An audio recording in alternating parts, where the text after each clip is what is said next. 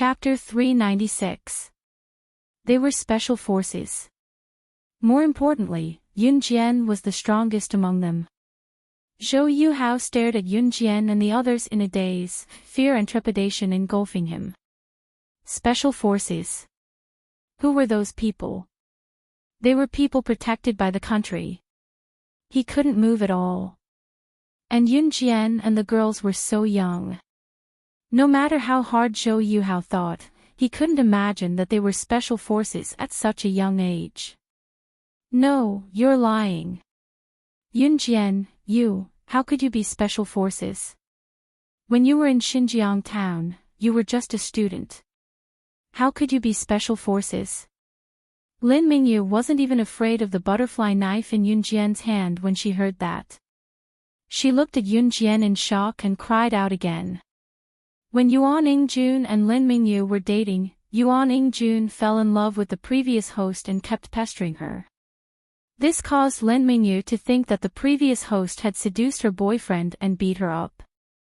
Of course, before this, Lin Mingyu had investigated the previous host's background.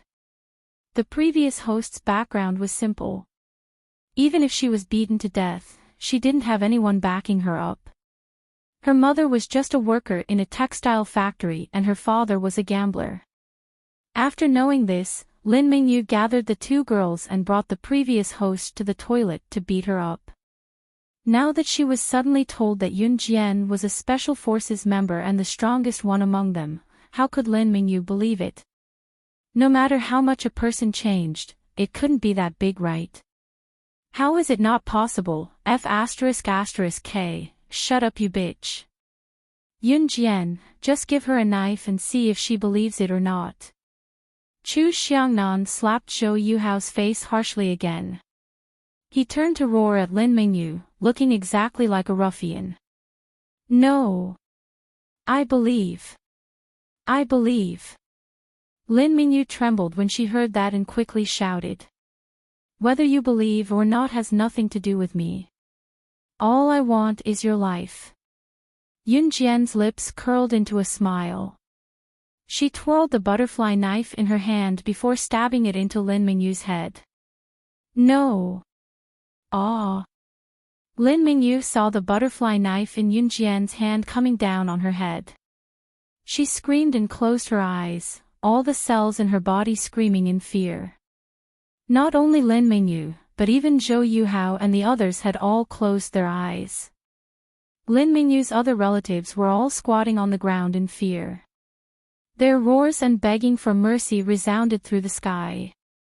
Swish! Just as everyone watched in horror as the butterfly knife in Yun Jian's hand plunged toward Lin Mingyu's head, a loud shriek rang out. Yun Jian suddenly narrowed her eyes. Her fierce pupils contracted and then narrowed again. Even her pupils were emitting an unusual color. At the same time, Yun Jian suddenly retracted the butterfly knife in her hand. Just when Lin Mingyu thought that the knife was about to land in front of her, Yun Jian tossed it away abruptly, tossing it toward a visible pile of trash at the corner of the alley. Ping!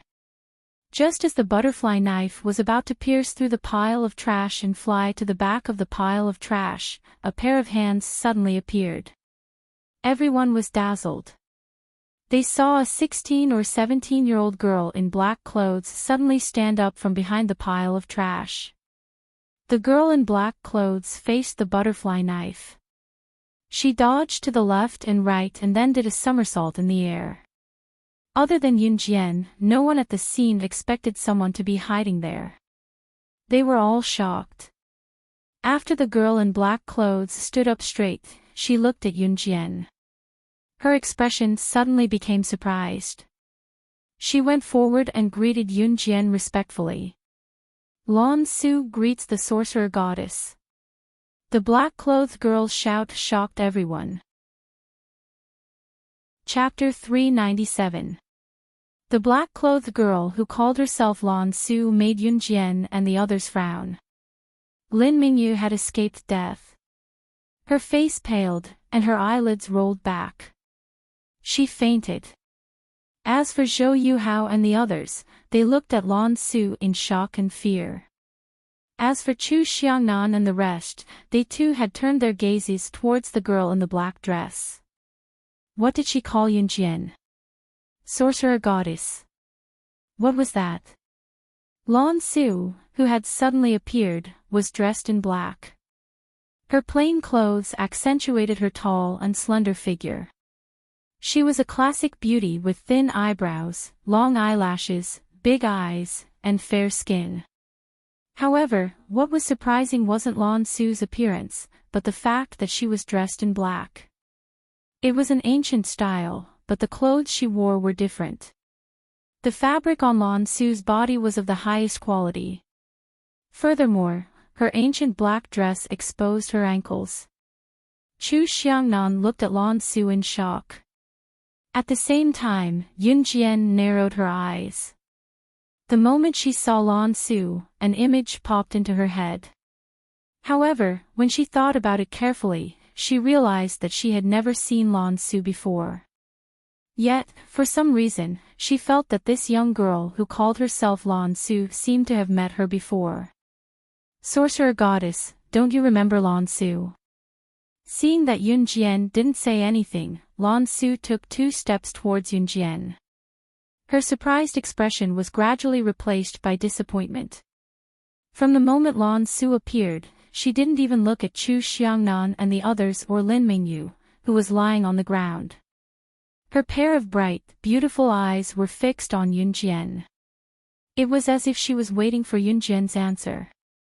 You. Yunjian placed her hand on her forehead.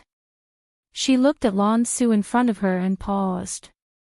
Then, she looked at her and shook her head. Should I know you? Yunjian narrowed her eyes. She pursed her red lips and stared at Lan Su with her deep, playful eyes. Suddenly, she became vigilant. It wasn't that Yunjian thought too much. Just now, Lan Su had been hiding behind a pile of trash. She discovered her in time and threw the butterfly knife at her. Lan Su had called her sorcerer goddess in a flash. Yunjian had encountered this kind of familiar situation in her previous life. There were even assassins who used this method to attract her attention in order to hide their identity and assassinate her. It was Yunjian's first time meeting this girl who called herself Lan Su. Even if she felt a sense of familiarity, she would not let her guard down. Yunjian, when did you know such a beautiful girl? Why didn't you introduce her to me earlier? Hee hee. When Chu Xiangnan saw Lan Su, he was shocked by Lan Su's black clothes, her beautiful figure, and her beautiful face. He walked over and patted Yunjian's shoulder. Chu Xiangnan used to be a typical hedonist, although he had restrained himself a little now. However, it was hard to change one's nature. Lan Su's appearance was completely different from Yunjian's pure, clean, and exquisite face. Lan Su was tall and beautiful, while Yunjian gave people a kind of pure and exquisite beauty. Yunjian's beauty made people unable to take their eyes off her. Chu Xiangnan, are you stupid? Yunjian already said that she doesn't know her. Chu Ning slapped Chu Xiangnan's shoulder hard. She pouted and shouted unhappily when she saw Chu Xiangnan paying so much attention to other girls. Lan Su didn't even look at Chu Xiangnan. She kept her eyes on Yunjian. Finally, she was silent for a moment and took out something from her arms. She said to Yunjian, "Sorcerer goddess, you don't remember me, but it's impossible that you don't recognize this. In this world, only you and the Lord Immortal can send it back." Yunjian looked at the thing in Lan Su's hand and her eyes narrowed. The sandalwood box. Wasn't the sandalwood box already in Yulong mainland? Chapter 398. If Lan Su didn't have the sandalwood box, then Yunjian would be more or less cautious. After all, the girl in front of her had an unknown background, and Yunjian couldn't be sure that she wasn't an assassin sent to assassinate her. Assassins and secret agents nowadays were very good at hiding, and Yun Jian never lacked the necessary vigilance toward strangers. However, Lan Su took out the sandalwood box. The sandalwood box. Yun Jian naturally remembered that the sandalwood box was placed by Ce in the ancient tomb, at the opposite end of the stone cave that no one could pass through. It was a place that didn't belong to the real world. That place was called the Yulong continent, and it was a place that was completely different from the space they were living in now. Back then, there was only one entrance to the stone cave, and Yun Jian had experienced how powerful the mechanisms in that stone cave were. Normal people wouldn't be able to enter it. There were many people waiting for the stone door to open, but until now, no one had been able to wait for a year to enter through the stone door. Therefore, she could basically conclude that the girl in front of her, who called herself Lan Su, was from the Yulong continent.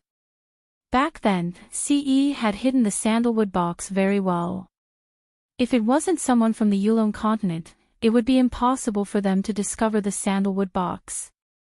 Yun Jian pursed her red lips, but she couldn't help but look at the girl in front of her seriously. "I'm stupid. I'm not stupid. Go away, don't get in the way of me getting to know pretty girls."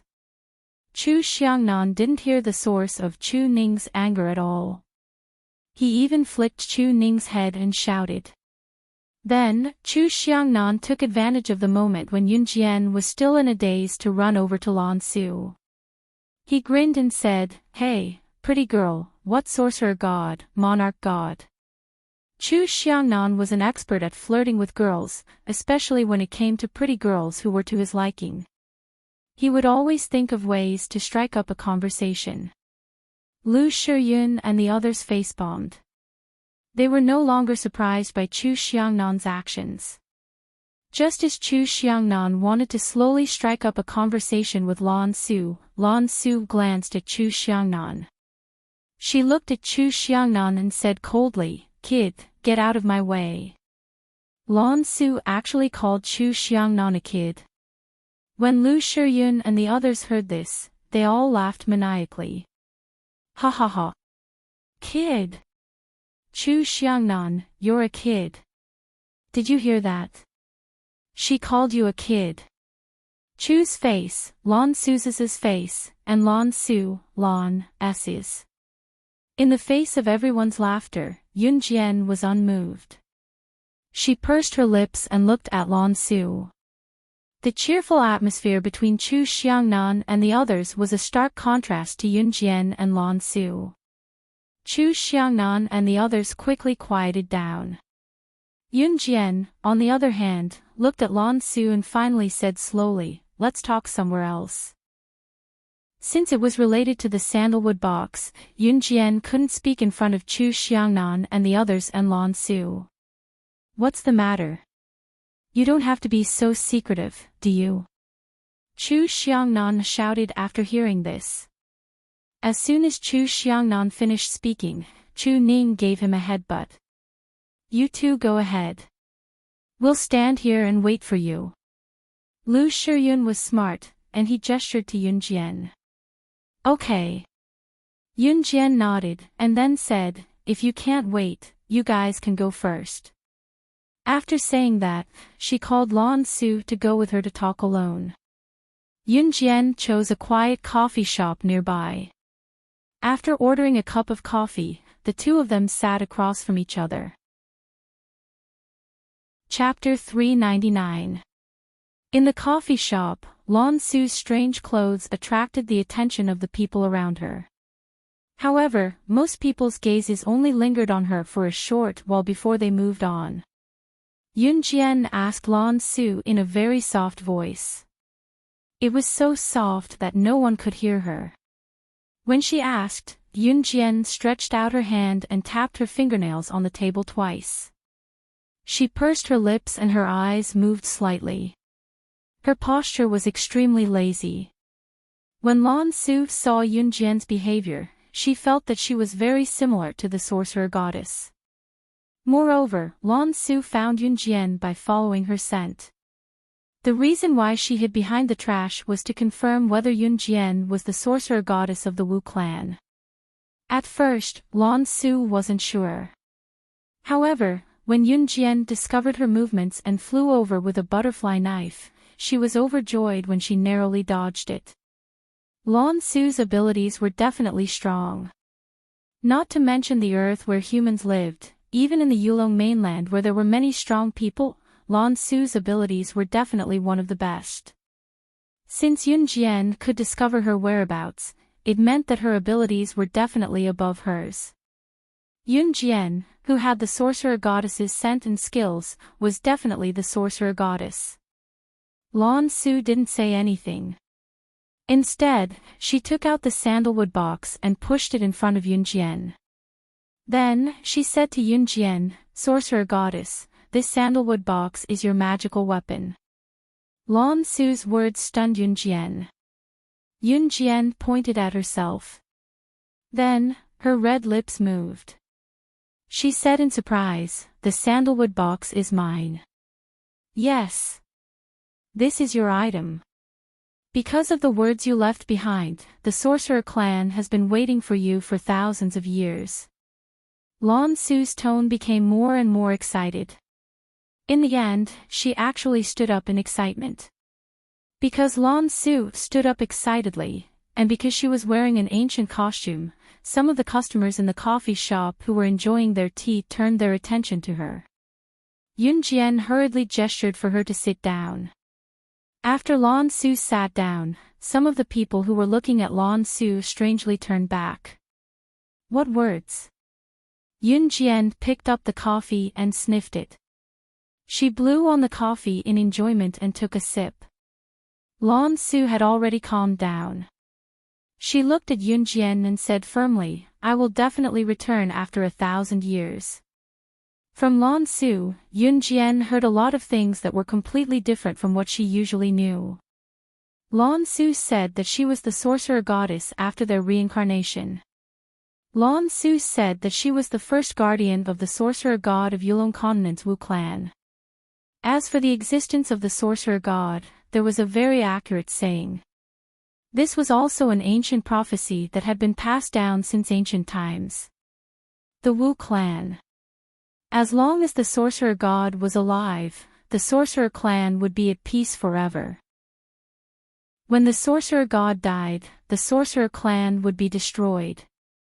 Reality proved that after the sorcerer god left, the Wu clan gradually declined. From being the first clan of Yulong Continent 1,000 years ago, they could not even maintain their status as a clan. However, none of the clansmen gave up waiting for the sorcerer god's return. This was because the sorcerer god had said that she would definitely return after 1,000 years. Everyone believed that the sorcerer god's return would be the time for the sorcerer clan to rise to its peak. Sorcerer god, thank you for leaving the crystal ball behind.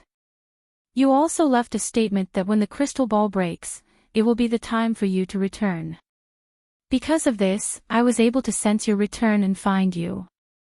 Lan Su explained everything in one breath. So you want to bring me to Yulong Continent? Yun Jian raised her eyebrows and asked. Lan Su raised her eyebrows slightly. She nodded vigorously and said, "Of course. Only if you return with me will the sorcerer tribe have a chance to rise again." Chapter 400. Why? Lan Su was stunned. She shouted excitedly, but her face was filled with confusion and disappointment. There's no reason. It's because I have my own life. Yun Jian placed the coffee on the table. She pursed her lips, and her eyes were filled with complicated emotions. Yulong Continent. The old man who had helped her in her previous life was also there. However, Yun Jian would not go there, at least not in the near future. Her family and all the people she cared about were there, so Yun Jian did not plan to leave. Is that so? Lan Su lowered her eyes in disappointment. After a while, she raised her head again and looked at Yun Jian with a determined gaze. Sorcerer Goddess, whether you're willing to go back with me or not, please allow me to stay by your side. Lan Su doesn't want to leave you again. As the first guardian of the Sorcerer Goddess, Lan Su had finally found Yun Jian after much difficulty. Naturally, she was unwilling to leave. It's up to you, Yun Jian said lazily. Then, she pushed the sandalwood box back to Lan Su. Keep this for now. Yun Jian knew how eye-catching the sandalwood box was.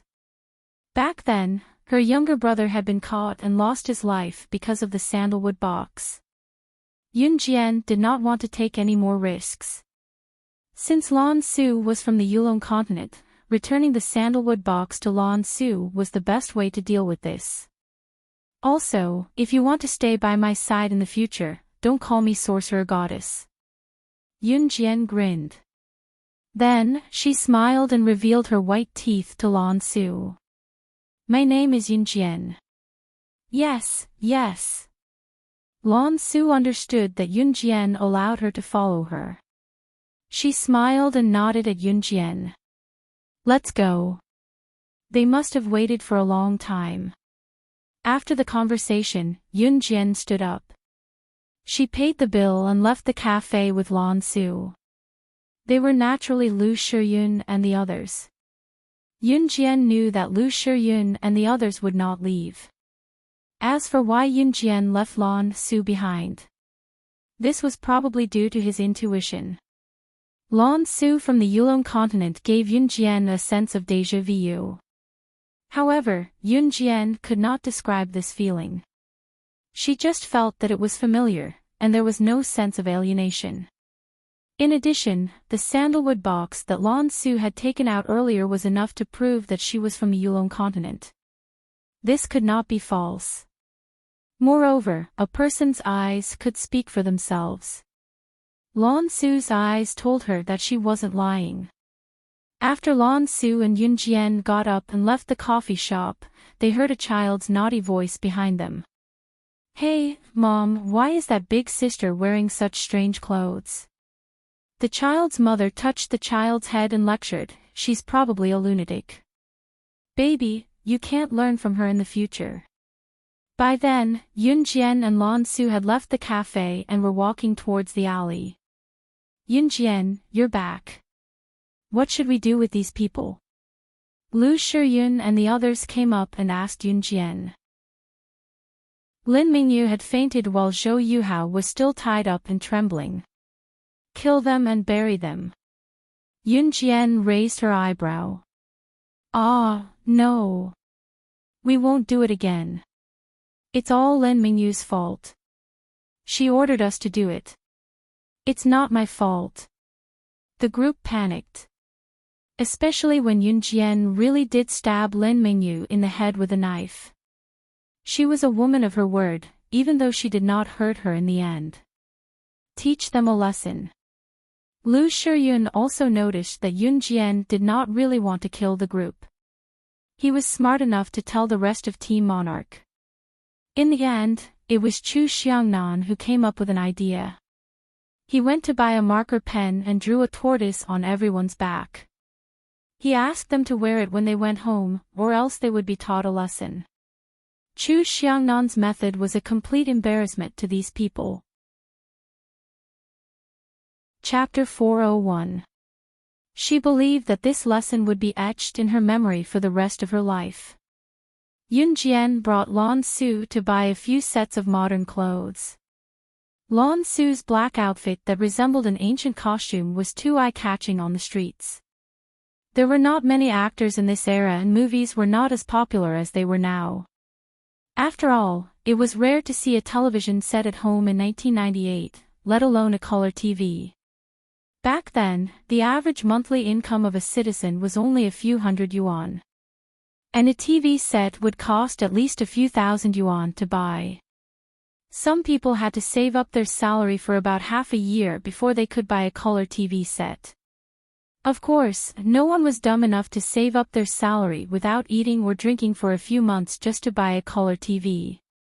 After all, food, shelter, and transportation were the most basic survival principles under the premise of enjoying entertainment. Therefore, Lan Su's get-up looked like a lunatic to others. Not many people would think of Lan Su as an actress. Great sorcerer goddess. Yun Jian. Where am I staying tonight? Lan Su almost blurted out the words, Great sorcerer goddess, in a moment of carelessness. Since they were on the crowded street, Lan Su was quick to correct herself, so her words were choked in the cradle before she could utter them. Lan Su was older than Yun Jian, so she would not call Yun Jian Sister Jian.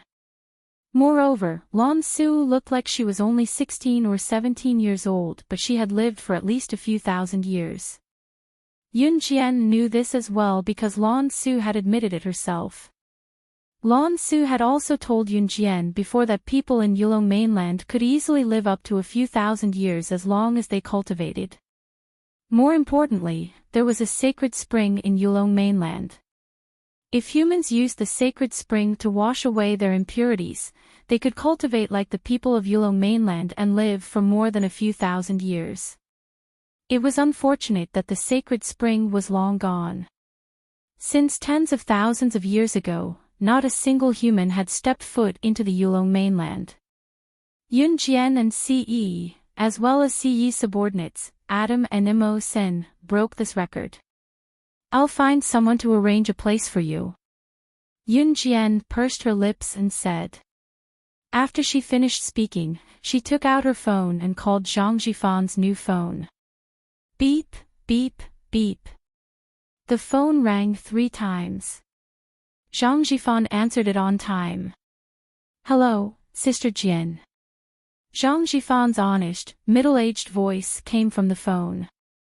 This thing could actually make a sound. Lan Su couldn't help but take a few more glances. In the Yulong continent, such high-tech products did not exist. However, Lan Su's tolerance was not bad. She had gradually accepted the new technology of the human world. She was just not used to it yet. Arrange a deluxe suite. It must be the best and most comfortable one. Stay there for the long term, Yun Jian said into the phone. Zhang Jifan, who was on the other end of the phone, was stunned before his voice came again. Okay, Sister Jian. Yun Jian hung up. Not long after that, the phone beeped with a message notification. Yun Jian looked up and saw that it was from Zhang Jifan. The address on it was the accommodation he had found.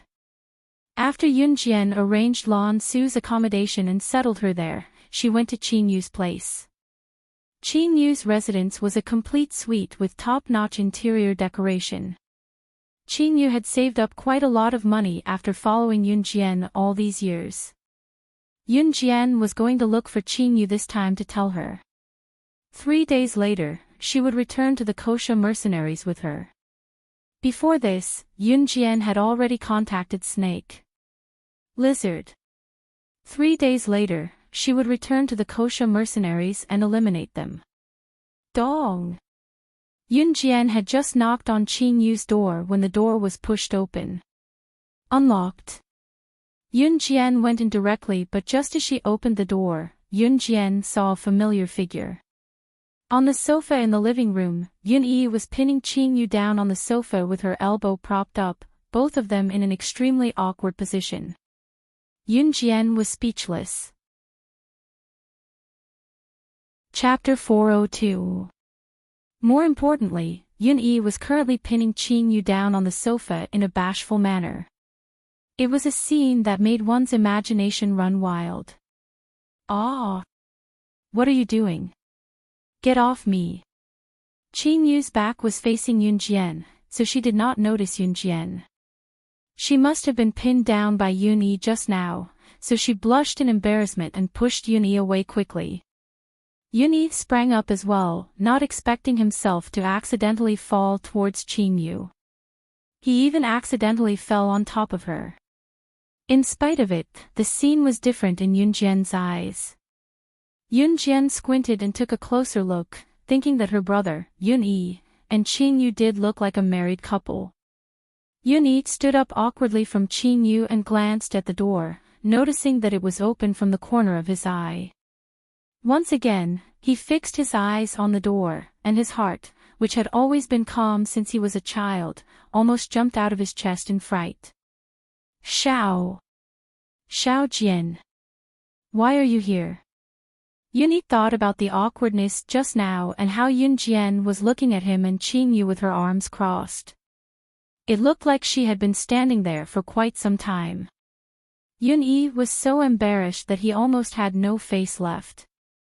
He ran a hand through his hair, his cheeks flushing red like two clouds. Gu, I'd like to ask why you're here. Yun Jian suddenly had the urge to tease Yun-yi. Looking at how flustered Yun-yi was, Yun Jian felt like she had never seen her brother like this before. Yun Jian suddenly recalled how Zhang Xiaofeng and her brother had come to her one morning to ask for Qin Yu's address after training them. She recalled how her brother was drugged by Qin Yubing and ended up lying on the same bed with Qin Yu out of the blue, hugging each other naked. Yun Jian's hand that was crossed over her chest suddenly stroked her chin. She narrowed her eyes at Yun-yi and Qin Yu with a subtle smile. Xiao Jian, it's not what you think. I really didn't do anything to her. Yun-yi ran his fingers through his hair and stuttered as he explained to Yun Jian. Gu, I didn't think too much. Yun Jian forbade herself from teasing Yun-yi. She chuckled and walked in to snatch Qin Yu's sofa to sit beside the latter, who had her head lowered and buried in her knees in embarrassment. Suddenly, Yun Jian stretched her hand, unable to resist teasing Qin Yu and peeking over to look at her. It was rare for her to be so expressive as she called out to Qin Yu with a giggle. Sister-in-law. The term sister-in-law sent a shiver down Qin Yu's spine. Slaying God, the top secret agent in the international ranking, the chief boss of Kosha mercenaries, was calling her sister-in-law. Sister Jian, don't tease me. Qin Yu kept her head down. There was a smile on her lips, but her cheeks were flushed. All right, I'll stop teasing you guys. Yun Jian smiled and stood up to turn to look at Qin Yu, telling her, go back with me in 3 days. The destination was none other than the headquarters of Kosha mercenaries. Yun Jian's words made Qin Yu's rosy smile fade as she nodded at Yun Jian. Go back where? Yun-yi was baffled. To travel. It's winter break now. I'm bringing my future sister-in-law out to have some fun, but I'm not bringing you, Gu. Yun Jian smiled at Yun-yi. Her smile was mesmerizing. Chapter 403. Qin Yu and Yun-yi, on the other hand, were blushing. Their rosy and fair faces were indescribable with words. It was only after Qin Yu made sure that Yun Jian had left that she snapped out of it and pushed Yun-yi, mumbling. Why did you do that to me just now? Sister Jian even saw it. Qin Yu shoved Yun-yi angrily and turned to face him with a pout, no longer watching the Calabash brothers on the TV. I just slipped.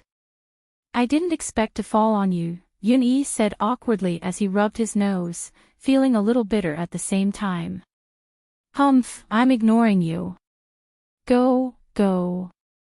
I won't be able to face Sister Jian if she sees me again, Qin Yu said as she turned to give Yun-yi a light pat on his back. In spite of it, her tone sounded like a girl's whining to Yun-yi. Yun-yi's brow was raised to its peak while he squinted his eyes, looking extremely pleased. Especially when Yun Jian called Qin Yu sister-in-law just now, he felt like he was on cloud 9. It was inexplicably exhilarating. I'm leaving then. Yun-yi stood up with a smirk, a sly grin spreading across his face. When Yun-yi reached the door, he suddenly turned back to tell Qin Yu, who was ignoring him sulkily, I'm leaving. Tonight's dinner is in the stove. Remember to eat and tidy up the house. A girl's house can't be so messy. If I'm not here to tidy up for you next time, eat on time. Don't forget to eat because you're watching Calabash Brothers all day. As he spoke, Yuni pretended to leave. Yuni went to the door. He gave his silent permission for 3 seconds before Qin Yu's voice came from behind him. Wait. You're not coming anymore. Yun Yi's back was facing Qin Yu. He suddenly smirked and turned around, the smile vanishing instantly. Yuni looked at Qin Yu and said with a straight face, "That's right, didn't you ask me to leave? Then I'll take my leave." Qin Yu pouted and looked at Yun Yi. She bit her lip and said to Yun Yi, "Then you better not leave." He had been looking for her ever since Yun Yi tidied up her room that day. Qin Yu had been quietly accepting Yun Yi's kindness. Today, Yun Yi had prepared dinner for her and accompanied her to watch Calabash Brothers. She did not expect that he would slip and fall onto the sofa. Coincidentally, Yun Jian, who had suddenly come over, saw the scene. Yun Yi smirked at Qin Yu's words. He already knew this would happen. Yun Yi then walked over to Qin Yu. Yun Jian left Qin Yu's house and went home.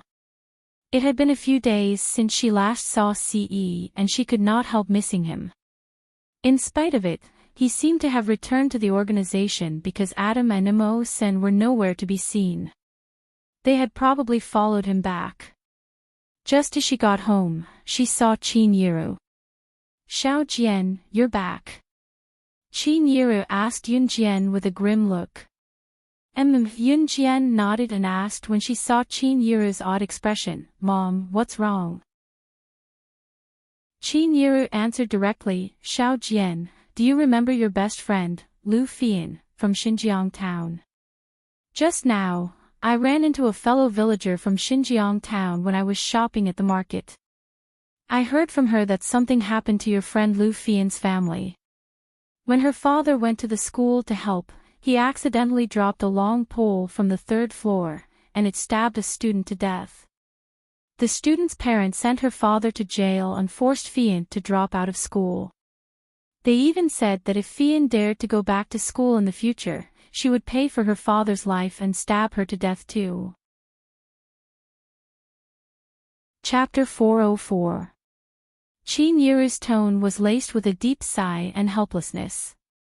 She had bumped into her hometown friend when she went to the market to buy groceries at night and chatted excitedly before her friend brought it up. In the end, he asked the poor girl who she was from Xinjiang town. He would not have known if he did not ask, but when he did, he was shocked. Her hometown friend told Qin Yiru right away that the poor girl who had suffered for nothing was called Lu Fian. Lu Fian. Qin Yiru was stunned when she heard it. Lu Fian was her daughter's best friend in Xinjiang town. Moreover, Lu Fian often came to her house to look for her daughter, Yun Jian. Qin Yiru and Lu Fian had met each other many times as well. Especially when Lu Fian treated him so politely. She was a very good girl. Qin Yiru panicked when she heard it. She was such a good girl, how could she have met with such a sinner? Considering Xiao Jian and Lu Fian's relationship, Qin Yiru had been frowning ever since she got home. Since Yun Jian asked, she told her directly. In spite of it, Qin Yiru knew that she could not help with such matters because she was not a high-ranking official. She could only shake her head and sigh. When Yun Jian first heard Qin Yiru's words, her eyelids twitched. The image of Lu Fian rebutting the teacher for her when she had just been reborn surfaced in Yun Jian's mind. There was also the encounter with the cobra in the park. The last thing the silly girl did in her panic was to block the cobra's attack for her. Later on, the girl promised her that they would enroll in the same high school together. Although Yun Jian had returned to Xinjiang town to visit Lu Fian, her stay was short. In spite of it, Lu Fian's figure lingered in her mind. Lu Fian was Yun Jian's first friend after her rebirth, so it meant a lot to her. Xiao Jian. Xiao Jian. Xiao Jian, what's wrong? Did you hear what Mom said to you? Qin Yiru waved her hand in front of Yun Jian's eyes. She thought that Yun Jian was stunned by the sudden news, so she quickly asked. Yun Jian snapped back to reality. She looked up at Qin Yiru and asked, Nothing. Mom, what did you just say? Xiao Jian, go back to the village tomorrow and check on Fian. Here's 2,000 yuan, bring it to her too. I'm not capable, I can only help her a little. Qin Yiru pulled out a cowhide envelope out of nowhere and stuffed the bulging envelope into Yun Jian's hand. This 2,000 yuan was all of Qin Yiru's salary that she had saved up since she started working. Other than the meager living expenses that she had to spend, Qin Yiru had put almost all of her savings into this leather envelope. This was Qin Yiru's token of appreciation. Yun Jian nodded and accepted the envelope. Since Lu Fian's family was in such a big mess, Yun Jian had to go back no matter what. A friend that Yun Jian had set her mind on would never change. The next morning, Yun Jian boarded the bus back to Xinjiang town before the sun had even risen. She was carrying a simple backpack. This backpack was already a little shabby. Even the color of the backpack was the kind that couldn't be more faded after being washed. The cowhide envelope that Qin Yiru gave her was in the backpack. Chapter 405. Yun Jian had been to Lu Fian's house several times before. Lu Fian's family background was one of the best in Xinjiang town. Both of his parents were retired teachers, and every month, he received a decent amount of pension. Therefore, Lu Fian's house was beautifully decorated. At least compared to the houses in the village, it was one of the most outstanding houses. In the past, when Yun Jian came to Lu Fian's house, it was always clean and tidy. However, it was a mess outside the house now. Taking a closer look, Yun Jian saw many bright red words painted in red. They were scrawled on the walls around Lu Fian's house. A life for a life, right and proper. You killed my son, give me back my son's life. What kind of teachers are you? Go to hell. This originally white and unadorned outdoor wall was now covered by a pile of curses written in red. Even passers-by could tell that these words were written by the family's enemies. Yun Jian knew the details. She immediately understood that these words were written by the students' parents who were accidentally stabbed to death by Lu Fian's father. Yun Jian's eyes darkened.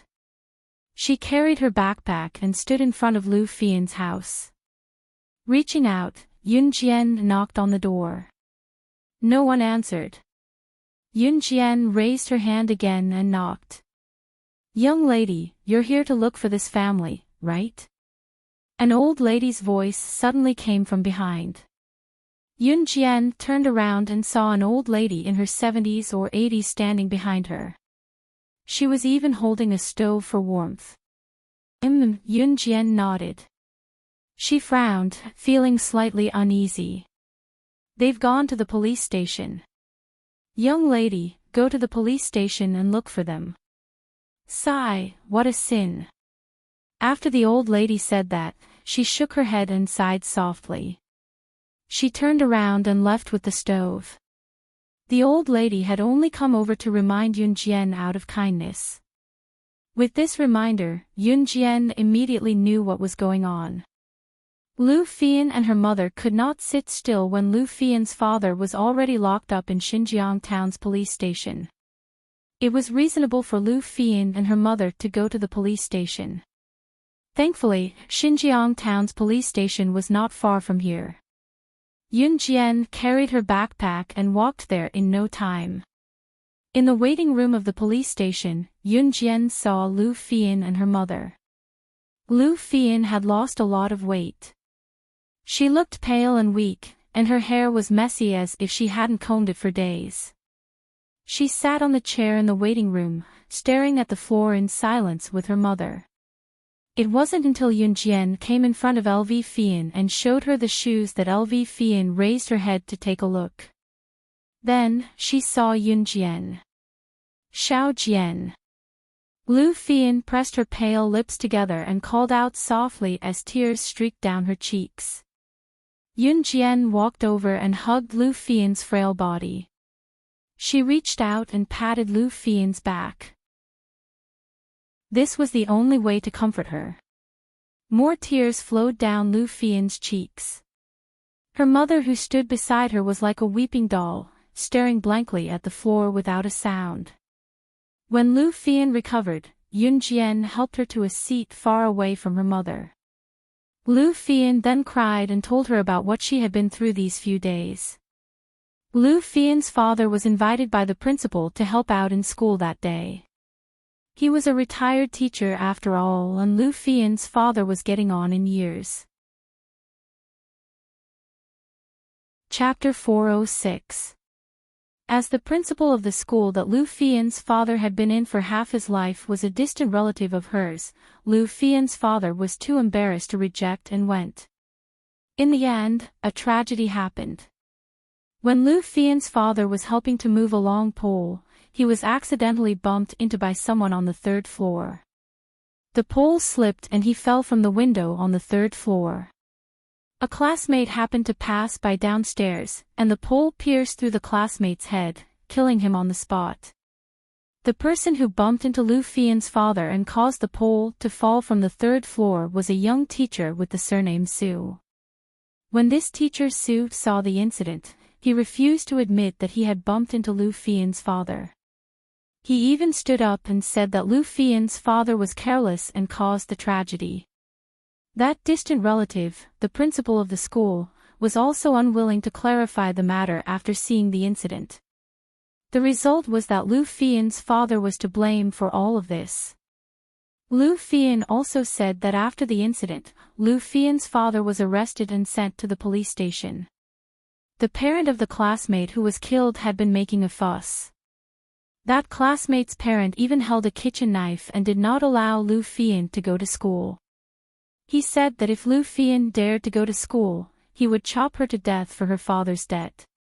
Therefore, Lu Fian had been staying at home for the past few days, looking haggard. When a person really needed help, those who could lend a helping hand were truly people worth befriending. Just then, a male police officer in uniform suddenly walked out of the police station. Lu Fian and her mother stood up. "This case hasn't been solved yet. Our chief said that you're not allowed to visit relatives.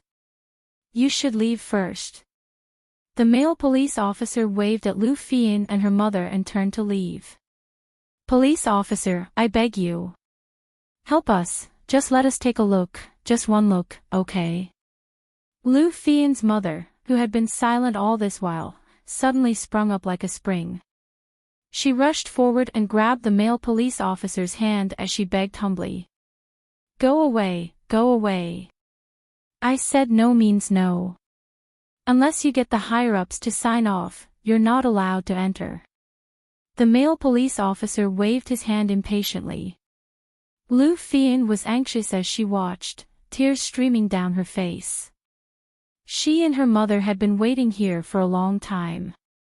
Ever since Lu Fian's father was sent to the police station, they had not seen him once. The reason given by the police station was that the case was not solved yet.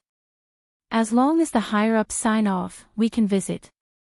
Just as the male police officer impatiently pushed Lu's mother, Lu Fian's mother, a female voice was heard. The police officer was taken aback before he saw Yun Jian, who was making her way over slowly. Thinking that he was an honorable police officer, he looked up at Yun Jian with a lowered gaze and nodded. "That's right, as long as the higher-ups give their approval." Yun Jian pressed her lips together and slid her backpack down, grabbing it in her palm. "What are you doing?" "Calms, loses, of course, to, it, of Lu. To." With one look, he was instantly dumbfounded. Yun Jian's name and gender were written on the top of the document. Below it was a note, Advanced Special Forces official member. There was another note, Advanced Special Forces highest officer, personally issued by Gu Junjian. This document, the male police officer was dumbfounded. He looked at Yun Jian and was speechless, his teeth chattering. You're an Advanced Special Forces soldier. Officer GE's Advanced Special Forces soldier. That's the top force in the country. How old was she? She was actually a member of the Advanced Special Forces. The male police officer's jaw almost fell off. Chapter 407. Yun Jian had actually become an Advanced Special Forces soldier. When did she become an Advanced Special Forces soldier? Lu Fian was dumbfounded. Even Lu Fian's mother, who had been in a daze all this while, lifted her eyes and looked at Yun Jian in shock. The male police officer was dumbfounded. His hand that was holding the ID trembled as if he had seen something incredible. Other things aside, Yun Jian's document was definitely not forged. More importantly, Gu Yunjian's Advanced Special Forces was the top force in the country. Moreover, all members of the Advanced Special Forces had special privileges in Country Z. With the document personally stamped by Gu Junjian, it meant that Yun Jian's status was much higher than that of the male police officer's position in the police station. At the same time, as long as the Advanced Special Forces soldiers had this document, they could be considered as having been sent by their superiors to carry out missions. In other words, no matter where the Advanced Special Forces soldiers went to in Country Z, as long as they were in Country Z, they had the right to get the local police station to cooperate with them. Yun Jian had such special privileges. This was also one of the main reasons why Yun Jian had joined the Advanced Special Forces back then. This document was given to Yun Jian by Gu Junjian not long after she and the others had completed their first mission. The male police officer had gone from being arrogant earlier to trembling slightly now. His gaze towards Yun Jian had changed. Changing his arrogant attitude from earlier when he thought he was a police officer, the male police officer took 2 steps towards Yun Jian. He suddenly flashed a smile as if he was flattering his superior and returned Yun Jian's document to her. So now, can we allow them to visit their relatives? Yun Jian took her document back from the male police officer's hand and smiled. The male police officer quickly nodded like a rattledrum. His attitude had changed a little too quickly. He even pointed at the prison beside them and said, "Please, please, I'll bring you there now." The change in the policeman's attitude shocked Lu Fian and her mother. Ever since Lu Fian's father was arrested, Lu Fian and her mother had been coming to the police station every day to plead with them to let them see Lu Fian's father. However, the people at the police station did not allow it. They even used the reason that Father Lu was a murderer and said that they were not allowed to visit before the case was solved. This cycle had been going on for a long time. Just as Lu Fian and her mother were about to give up hope that the police would allow them to visit Father Lu, Yun Jian appeared. Moreover, Yun Jian merely took out a certificate and the male police officer immediately changed his attitude. He did not even ask the chief and directly brought them to visit Father Lu. This piece of news was undoubtedly the best news that Lu Fian and her mother had heard since the incident. "Xiao Jian, thank you. Thank you." Lu Fian looked at Yun Jian with tears in her eyes. She hugged Yun Jian again and thanked her gratefully. "Go on, I'll wait for you outside." Yun Jian patted Lu Fian's back and told her softly. "Amen." Lu Fian nodded fervently and held her mother's hand to follow the male police officer to the prison. Yun Jian did not follow them in. She stood outside and waited for a while. About an hour later, she saw Lu Fian helping her mother out with tears streaming down her face. "Have you seen him?" Yun Jian asked Lu Fian, looking at her mother who was in tears.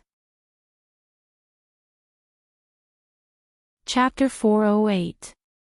Yun Jian took in Lu Fian's reaction as well.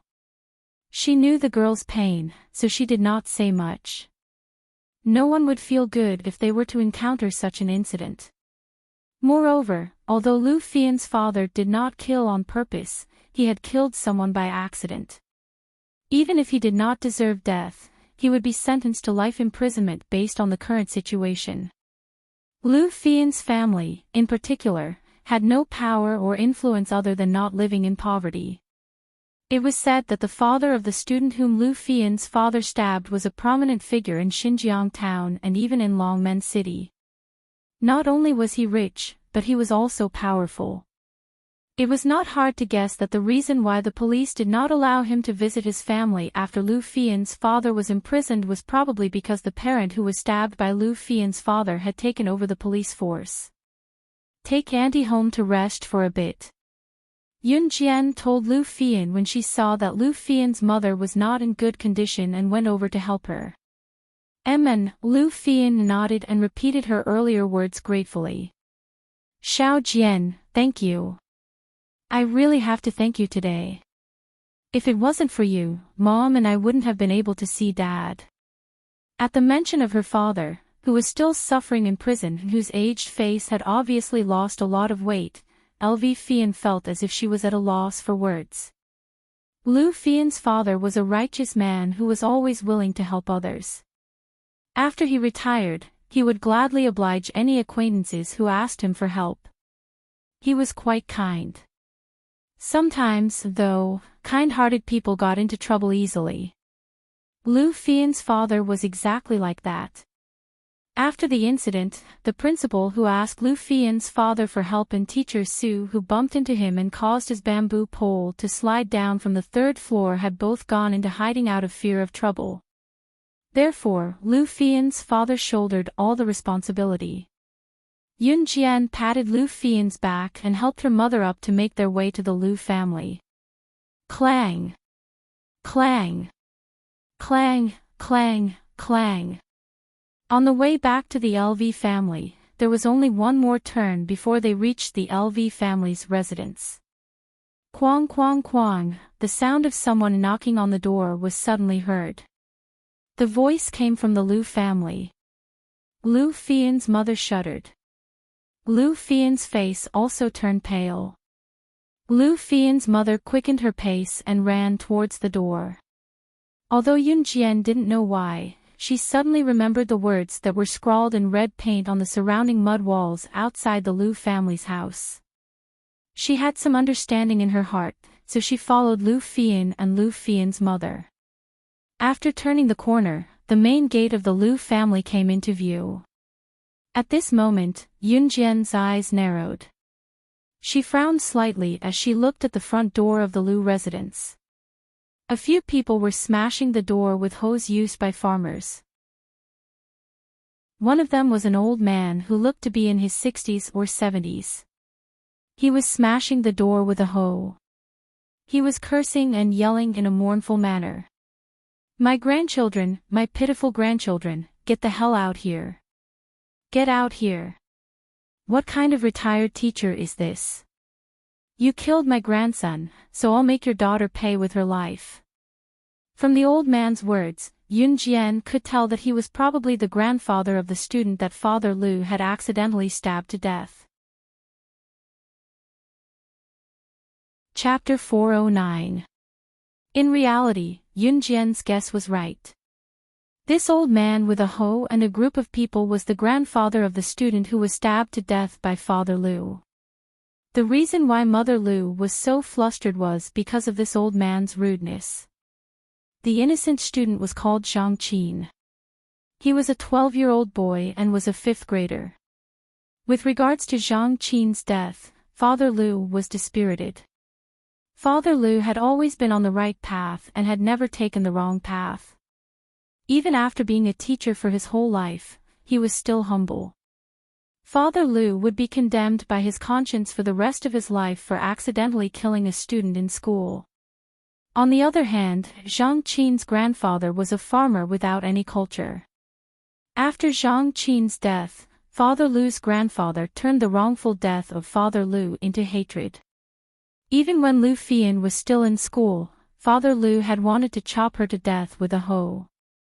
According to Father Lu had killed his grandson.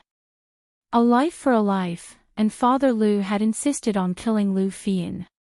Father Lu had been crying and scolding in front of the Lu family's house every day. After the winter break, Lu Fian did not dare to go out. Other than going to the police station to beg the police to visit Father Lu, Lu Fian did not dare to go out.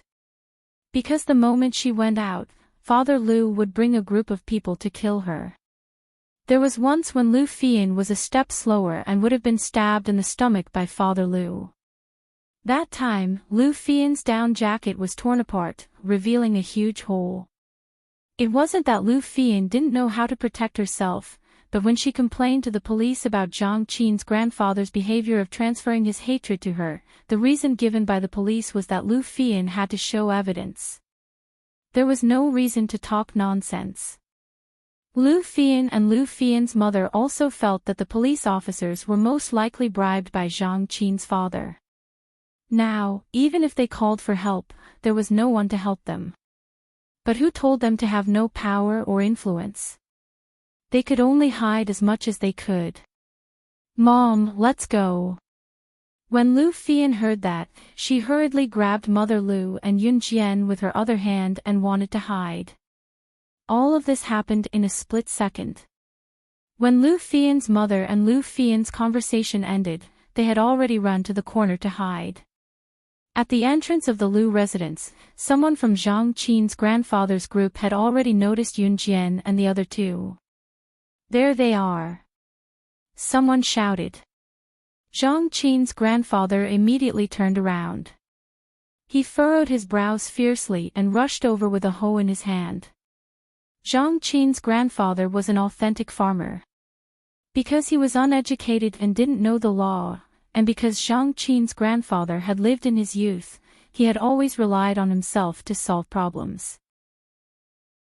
His own grandson had been killed, and Zhang Qin's old-fashioned way of thinking told him that he had to kill the other party's daughter to avenge his grandson. Momentarily blinded by hatred, Zhang Qin's grandfather raised his hoe and charged towards Lu Fian and her mother. His speed was abnormally fast. "You deserve to die. Damn it." "Ah!" Zhang Qin's grandfather completely ignored him and rushed over with a group of people. Most of these people were uncultured villagers like Zhang Qin's grandfather. They did not know that every injustice had its perpetrator and every debt had its debtor. They also did not know that such things were handled by the law and the police. "Run, the two of you run." Mother Lu saw that it was too late. She pushed Lu Fian and Yun Jian, wanting to use her body to block Zhang Qin's grandfather who was rushing over. Chapter 4:10. Seeing that Zhang Qin's grandfather was about to reach them with a hoe, Yun Jian's mother pushed Lu Fian and Yun Jian. Yun Jian narrowed her eyes. Combining everything that had happened before, including Lu Fian's explanation to her, she could already guess the current situation. Yun Jian's mother did not forget to push her away when she pushed Lu Fian away. Yun Jian's eyes lit up, not expecting her mother to defend her as well. In spite of it, Lu Fian's behavior was inherited from her parents. "Mom!" Lu Fian called out. At the same time, Yun Jian had extended her arm. Just as Lu Fian's mother was about to push her and Lu Fian away, she flipped her hand and a pair of fair and clean hands coiled around Lu Fian's mother's wrist like a snake's body, pulling Lu Fian's mother to her side. At the same time, Yun Jian turned and stood where her mother was just now. Her position was the closest to Zhang Qin's grandfather who was coming at them with a hoe. "Both of you, leave." Yun Jian pressed her lips together but her expression remained unchanged. "No, Xiao Jian, you, child, leave quickly. This has nothing to do with you. You shouldn't be dragged into this." The former was Lu Fian's panicked voice while the latter was her mother's.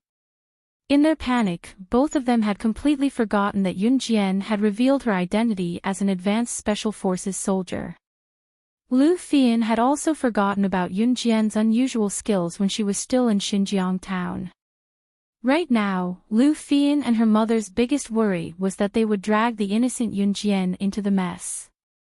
In spite of it, it was because of Lu Fian and her mother's kindness that Yunjian was willing to befriend them or help them with their problems.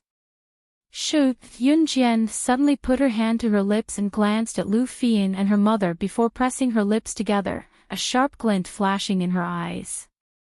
Lu Fian and her mother were stunned by Yunjian's action. However, while he was stunned, Zhang Qin's grandfather had already led a group of people over with hose in their hands. Crowds had started to gather around them. Some passers-by could not help stopping to watch the situation from afar.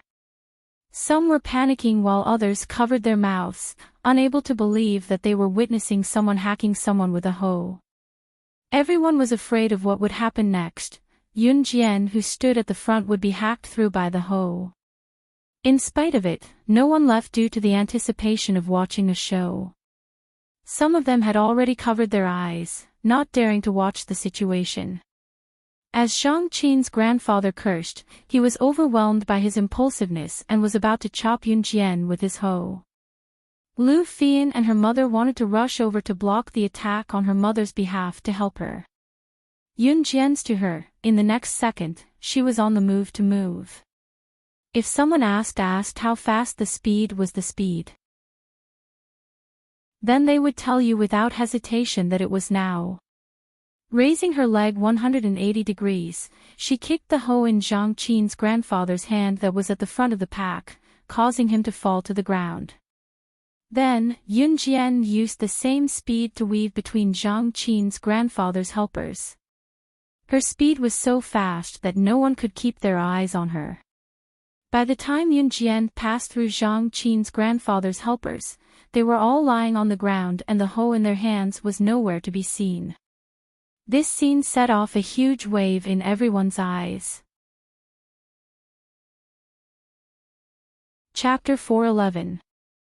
Yunjian did look a little young, especially with her frail frame. Zhang Qin's grandfather and his men were different. Although they looked a little older, the way they rushed over with their hoes was even more ferocious. They did not look like old men at all. However, the reality was the complete opposite. In the end, it was Yunjian, this seemingly weak little girl, who kicked the hose of Zhang Qin's grandfather and his men far away. Wherever Yunjian went, Zhang Qin's grandfather and his men fell. Although there were no fatal injuries, she still managed to subdue them. At least, the scene of blood splattering on the spot did not happen.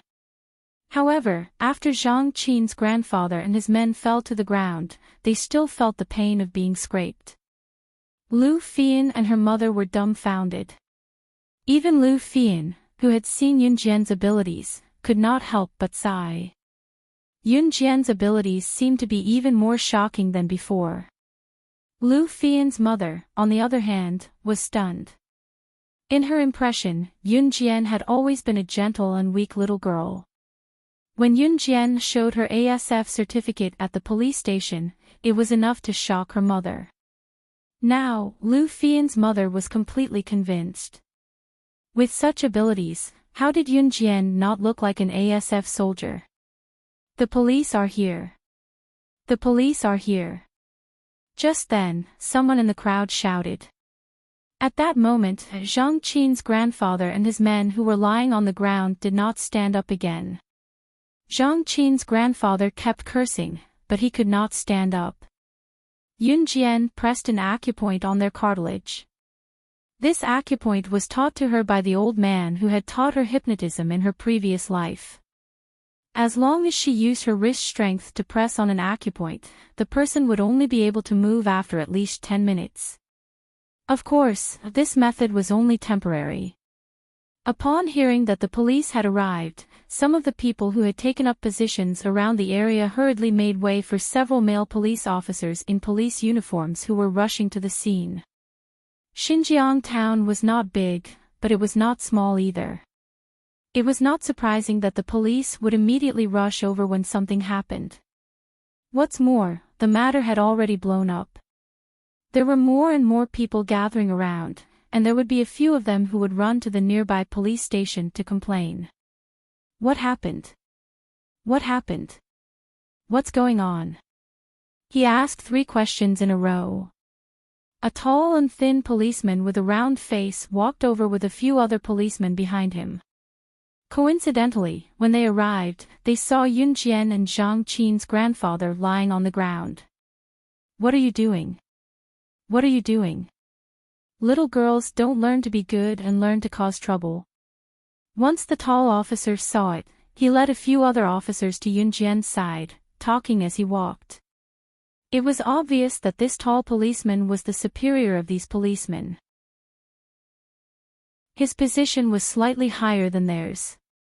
Just as the tall policeman led the policeman towards Yunjian, a male policeman beside the tall policeman saw Yunjian's face clearly. The male policeman suddenly trembled. He tugged at the tall policeman and pointed at Yunjian, shouting, She, what about her? The tall policeman asked in confusion. Chapter 4:12. This male officer was the one Yunjian had met at the police station not too long ago.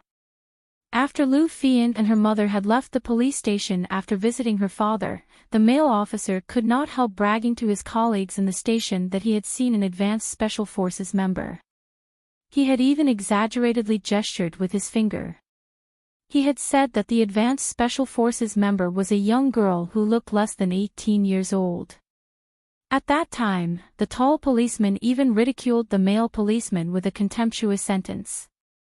An underage member of the advanced special forces. Pfft, do you think it's so easy to join the advanced special forces? Even if they're new, they're only candidates for the special forces after entering the training camp. Not everyone has the chance to become an advanced special forces member. After the tall officer had said that, he had even added proudly, My cousin is a special forces member. He's been in the special forces for more than 10 years, but he can't even cross the threshold of becoming an advanced special forces member. The tall officer had only said that to show off that he had a wider range of knowledge. At the same time, he wanted to express something. An underage member of the advanced special forces. Ha, he had to be kidding. The tall officer had even bragged to the other officers later on. Until someone had suddenly run to the police station to say that something had happened somewhere. That was why they had come here in such an aggressive manner. At first, the tall officer had really thought that the male officer was bluffing. It was only until he saw Yunjian standing in front of Zhang Qin's grandfather and others who were beaten to the ground and exuded her natural regal aura that the tall officer sucked in a deep breath, thinking that what the male officer said just now was not impossible. As for what the male officer had said earlier, it had indeed shocked everyone present. Even though they did not know what the advanced special forces represented, everyone present had heard what the male officer had said earlier. However, everyone had clearly heard what the policeman had just said. The girl in front of them who had beaten up Zhang Qin's grandfather and the others was a special forces soldier. No wonder she was so powerful. With that thought, everyone was relieved and looked at Yunjian as if they were looking at a powerhouse. Regardless of Yunjian's identity, Yunjian's ability had been displayed in front of them. This was an undeniable fact. Cough, cough, cough. Everyone, get up. Those who are causing trouble, follow me back to the police station. The tall policeman was not stupid. He saw that Yunjian was indeed not simple, so he did not deliberately put on airs. Instead, he walked over and patted Zhang Qin's grandfather and the others who were lying on the ground with his baton. Sheriff, we can't get up. I don't know what that wretched girl did to us just now, but now we can't even move. Zhang Qin's grandfather's helper saw that the police had come, so he said very respectfully. Why can't you get up? Even if you can't get up, you still have to leave. The tall policeman wasn't polite to Zhang Qin's grandfather and the others. As he spoke, he turned around and instructed his men, each of you carry one of them and go back to the station to make a statement. Since the tall policeman who was one level higher than them had already spoken, the group of male policemen had no choice but to walk over and carry her. Yun Jian, Lu Fian, and Lu Fian's mother also went to the police station. After Yun Jian and the other two finished their statements, Zhang Qin's grandfather and the others could move. However, in the police station, Zhang Qin's grandfather and the others did not do anything else. Moreover, they had seen Yun Jian's skills. Just as Yun Jian and the other two walked out of the recording room, they saw a man in his 40s, dressed in a suit and leather shoes, rushing in from outside. The man ran to Zhang Qin's grandfather and frowned. "Dad, what's going on?" Chapter 413. Zhang Jiming looked very depressed. His not-so-handsome face had sunk in. It was obvious that Zhang Qin's death had dealt a huge blow to Zhang Jiming's family. Zhang Qin's grandfather pointed at Yun Jian and said a bunch of things to Zhang Jiming. The three of them heard it clearly. What Zhang Qin's grandfather said was naturally a description of what had happened. However, Zhang Qin's grandfather exaggerated the details of how Yun Jian and the rest were beaten up. Zhang Jiming frowned. After listening to Zhang Qin's grandfather, his frown was so deep that it could squash a fly. Just as Zhang Jiming was about to walk over to Yun Jian, her mother suddenly let go of Lu Fian and Yun Jian's hands. She ran over to Zhang Jiming and knelt down with a thud. The tears on Zhang Jiming's mother's cheeks had yet to dry. She did not have the time to wipe the tears off her face. Instead, she moved her knees 2 steps closer to Zhang Jiming. "I beg of you. I beg of you. This is my husband's fault. Please be magnanimous and stop bullying my daughter. She's innocent. She didn't do anything. If you want to kill her, come at me. I beg of you." Lu Fian's mother begged. Lu Fian's mother wasn't afraid of death, but she couldn't let her daughter live a life of fear where she could be hacked to death anytime. People without power and status were always the weakest in society, because they couldn't get to know people who were better off than them. Yun Jian and Lu Fian didn't expect Lu Fian's mother to kneel down in front of Zhang Jiming. "Mom. Mom, don't do this. Mom." Lu Fian shouted and rushed over. She squatted down and hugged Mother Lu, trying to pull her up. Lu Fian couldn't let her mother kneel down and beg for mercy. "Your daughter is innocent, but isn't my son innocent too?" Zhang Jiming looked at Lu Fian's mother coldly and kicked her away. He then looked at her and said, "My son is only in primary school. He's still so young. I'm sorry. I'm sorry. I'm sorry." Mother Lu kept apologizing as tears filled her eyes. She was apologizing for her husband's mistake. "Can I get my son back if you're sorry?" "Ha! Why can your daughter live well in this world, but my son is still so young, and he has to go to the Yellow Springs alone?" "Ah!" Zhang Jiming's emotions were also stirred up. He even carried a thick aura of hostility, and his voice trembled as he spoke. "That's why I'm going to kill you. I'll kill your entire family. Ha ha ha, I'll kill your entire family for my pitiful son." Zhang Jiming's emotions had reached a peak. Just when the group of people was in a hubbub and attracted the police once again, a clear sound was heard as the police tried to pacify the crowd but to no avail. Slap! A crisp sound rang out, and then it fell. Yun Jian had unknowingly stood in front of Zhang Jiming. Without saying a word, she ruthlessly slapped him. This slap thoroughly woke Zhang Jiming up. It also shocked the group of police, and made Lu Fian and her mother fall silent. For a moment, the surroundings were silent. Everyone could only hear the sound of breathing. At this moment, Yun Jian looked up. Her pair of sharp eyes were like a sharp sword, staring at Zhang Jiming. The young girl's voice was heard. Chapter 4:14. Yun Jian's words were like a baton to Zhang Jiming. He looked at Yun Jian blankly, opening his mouth but no words came out.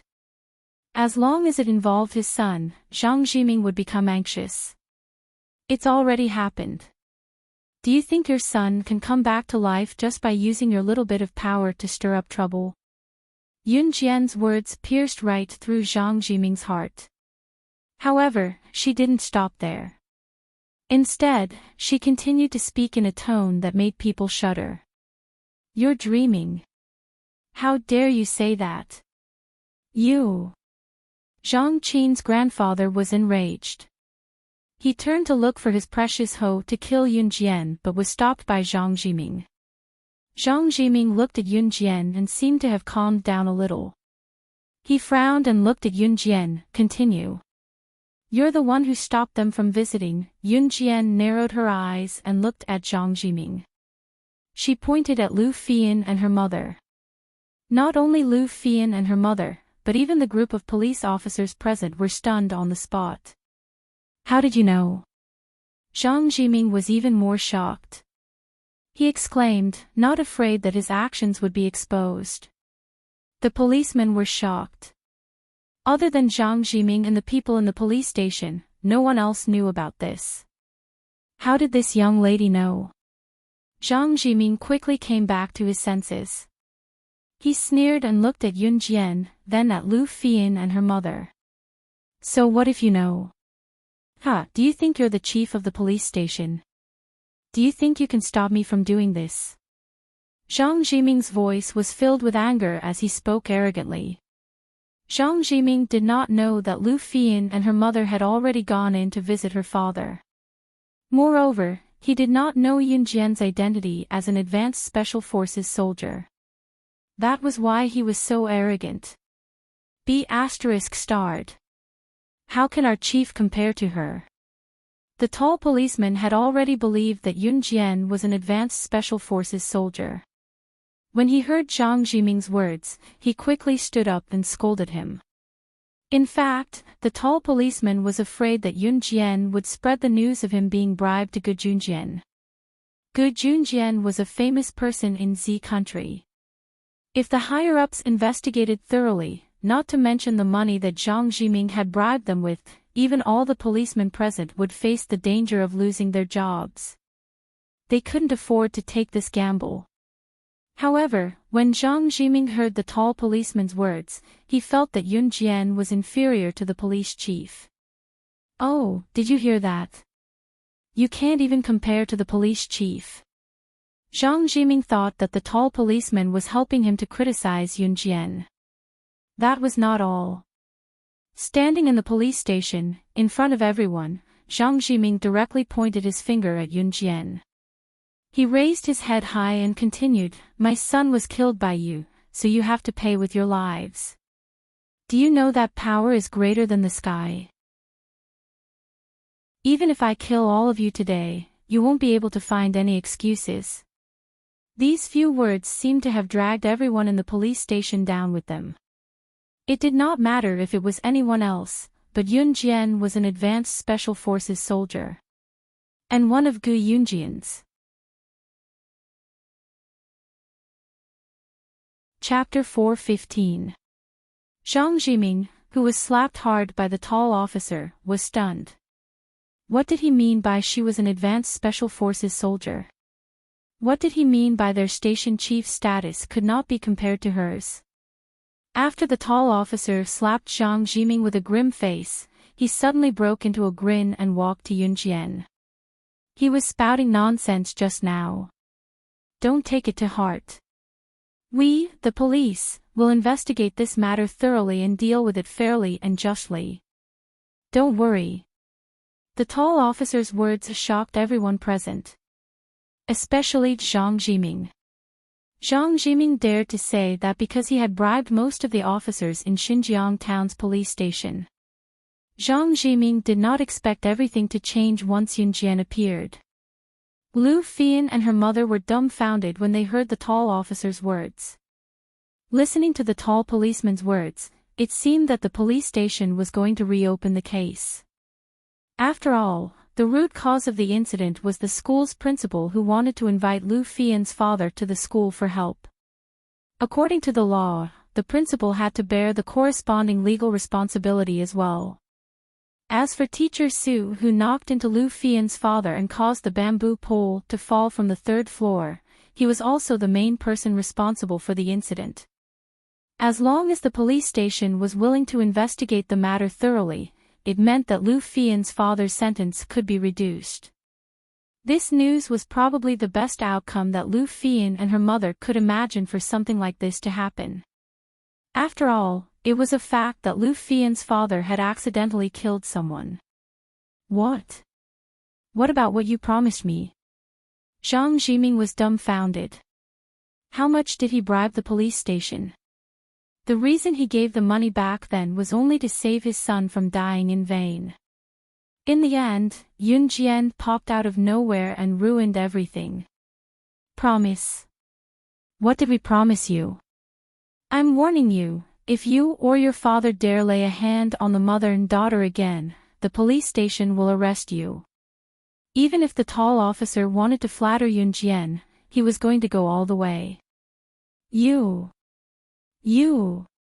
Zhang Jiming glared at them and glared at Yun Jian, leaving Yun Jian with a message, I'll remember you.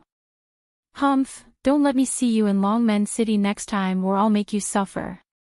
He was the boss of a small business. He was still in the midst of negotiations and was so close to collaborating with new crews. To Zhang Jiming, Yun Jian was a child from a poor family. Zhang Jiming dared not make a fuss in the police station, so he left with his grandfather and the rest of them. In spite of that, Zhang Jiming thought Yun Jian's eyes. Of course, she did not care about that at all. When Yun Jian revealed her identity as an advanced special forces soldier, she wanted the police to seek justice for Father Lu. It was already noon when she came out of the police station again. Yun Jian finally entered the Lu family's house. In order to thank her, Mother Lu cooked a table full of dishes. It was only then that Yun Jian took out 10,000 yuan from her backpack and the envelope Qin Yiru gave her and passed it to her mother. Yun Jian's mother refused to accept it at first, saying that she was already grateful for Yun Jian's help. How could she accept Yun Jian's money? Moreover, it was 12,000 yuan. It was a sum of money even in modern times, what more in the 98s. However, the Lu family was definitely short of money after what had happened. In the end, Yun Jian said that the money was a loan to them and that Lu Fian could work for her when she grew up. Chapter 4:16. Yun Jian stayed in Xinjiang town for the entire morning and afternoon, returning to Longmen City after having lunch at Lu Fian's house. The police had decided to investigate Lu Fian's father's case, so it would not be as unfair as before. Before she left, she told Lu Fian and her mother to look for her in Longmen City if the police did not reinvestigate the matter as they had said or if Zhang Qin's grandfather acted like he did in the past. Yun Jian even gave them her current address. Lu Fian bade farewell to Yun Jian with tears in her eyes, reluctance and gratitude evident in her eyes. You don't have to send me off. I'll visit your house during the Lunar New Year, Yun Jian said with a smile, patting the back of Lu Fian's hand. Lu Fian nodded. Lu Fian and her mother did not ask Yun Jian how she became an advanced special forces soldier.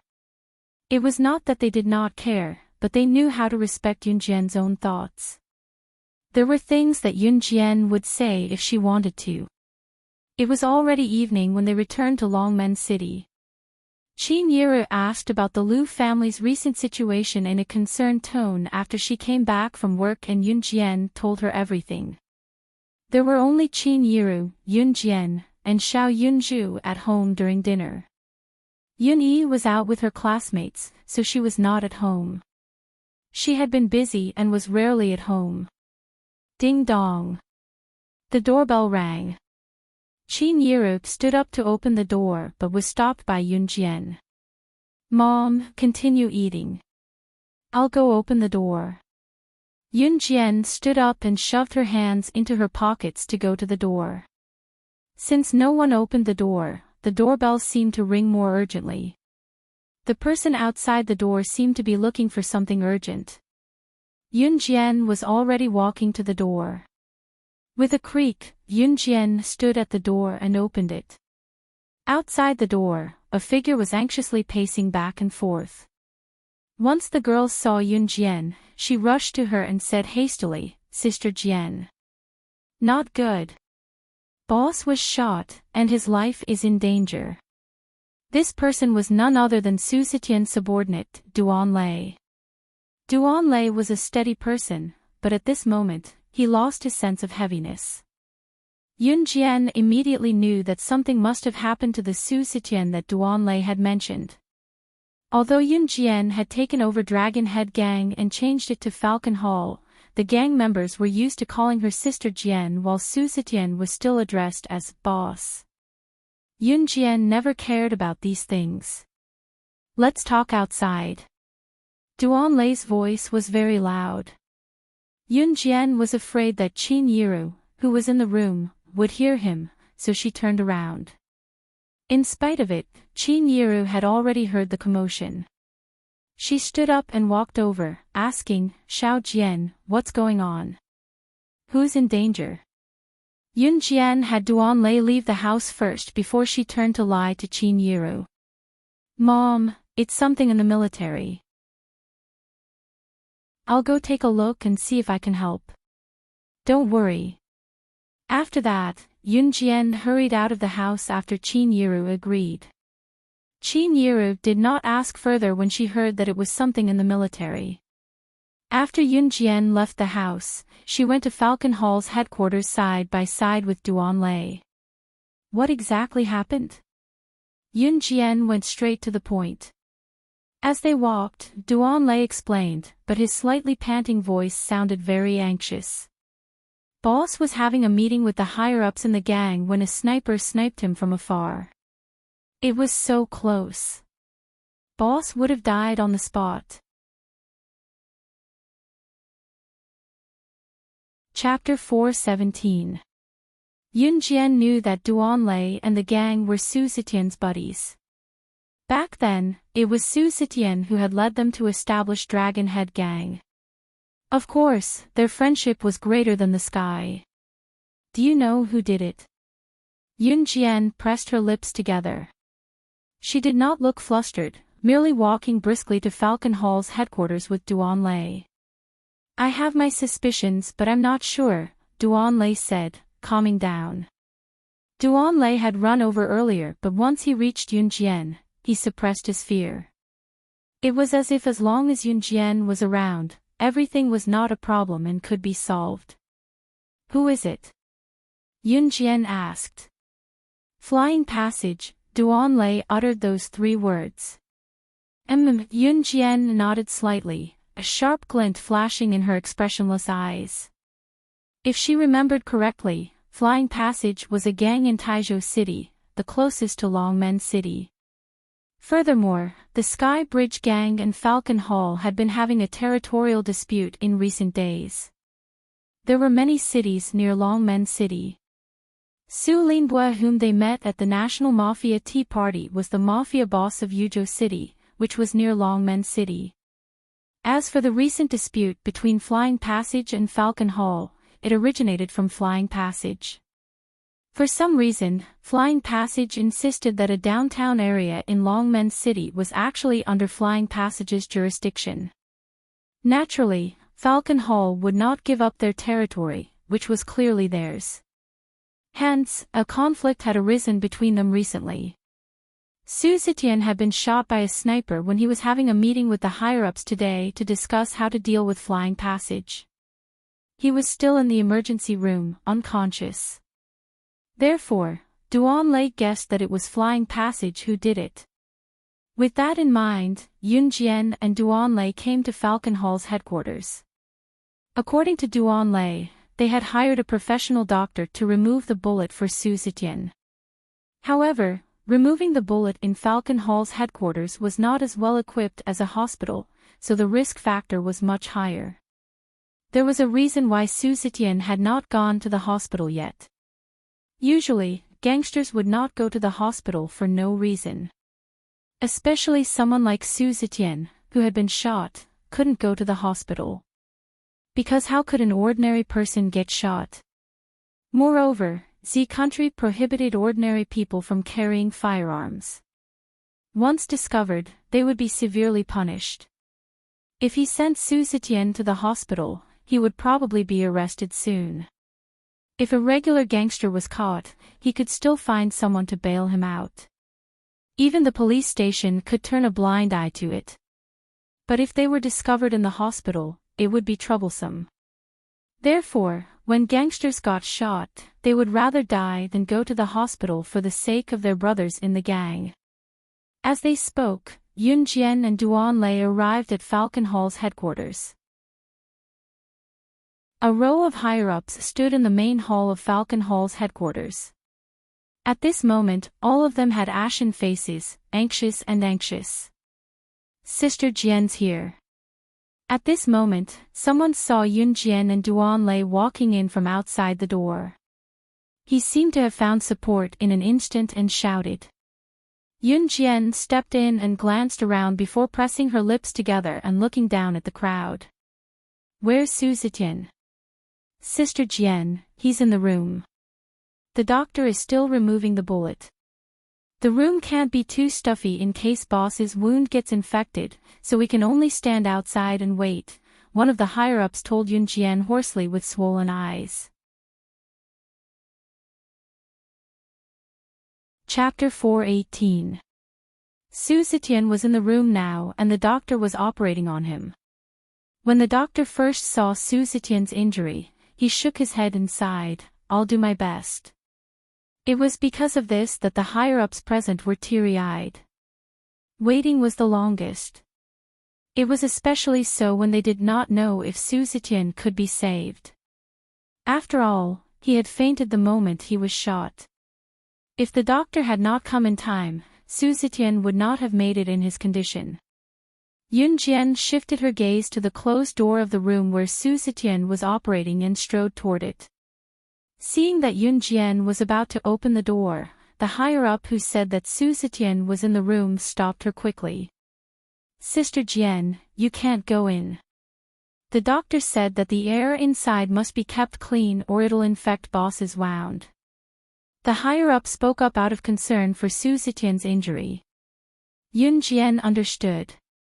Before Yun Jian could say anything, Duan Lei's voice came from behind. Sister Jian, we all know that you care about boss too, but all we can do now is wait. All of us hope that boss is safe and sound. As Duan Lei spoke, his voice grew hoarser. In the end, one could hear a hint of sobbing in his voice.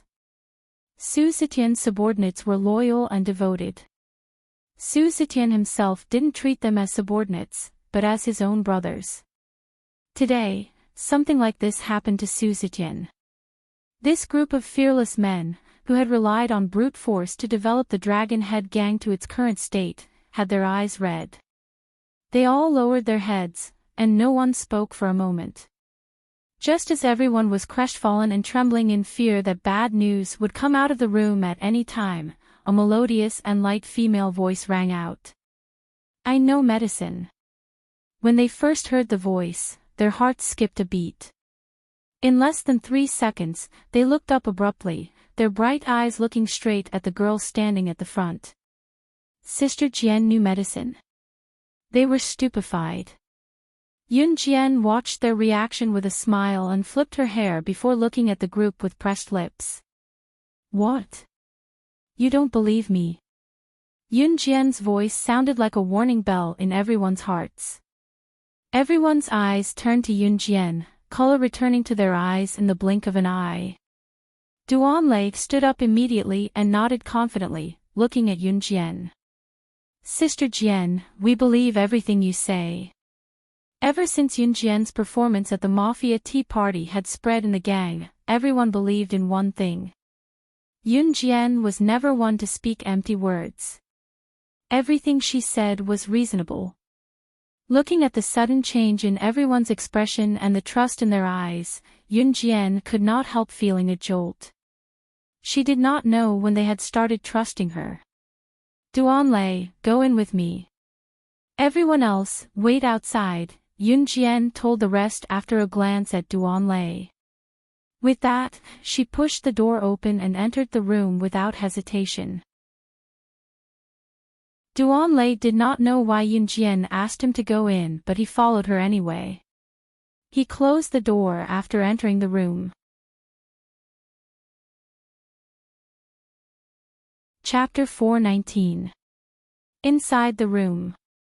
After Yun Jian and Duanlei entered the room, they saw a long, flat table covered with white gauze. An unconscious person was lying on top of it. It was Su Zetian. The long table was obviously used as a temporary operating table. At that moment, countless surgical tools were placed beside the long table. A middle-aged man in a white coat was standing at the side, preparing for the operation. The operation had yet to begin. The middle-aged man in the white coat was called Su Zifan. Su Zifan was a doctor from a private hospital. His medical skills were quite good, and he would visit people to treat them. The former Dragon Head gang, which was now Falcon Hall, would call Su Zifan whenever someone was injured. Therefore, Su Zifan could be considered half a private doctor of Falcon Hall. Seeing Yun Jian and Duanlei coming in from outside, Su Zifan frowned. His hand, which was disinfecting the surgical tools, paused for a moment. What are you doing here? Didn't I tell you to wait outside? No one is allowed to stand in the room. Otherwise, if the wound gets infected and something happens, I won't be responsible. Su Zifan frowned. He paused and said. Su Zifan had chased the group of high-ranking personnel out of the room to wait because of his words. Su Zifan did not know Yun Jian. Naturally, he did not know that she was the current boss of Falcon Hall. Get out of the way. I'll be the chief surgeon. Yun Jian explained her purpose in a simple and clear manner. She did not say anything else. You? Su Zifan was taken aback. It was only then that he took a second look at Yun Jian and was even more surprised. How old was this little girl? And she was the chief surgeon. Did she think that the operation was a joke? You're the chief surgeon. Have you studied medicine? Are you still in high school? Little girl. Su Zifan felt that he was the only doctor present, so his tone was rather arrogant.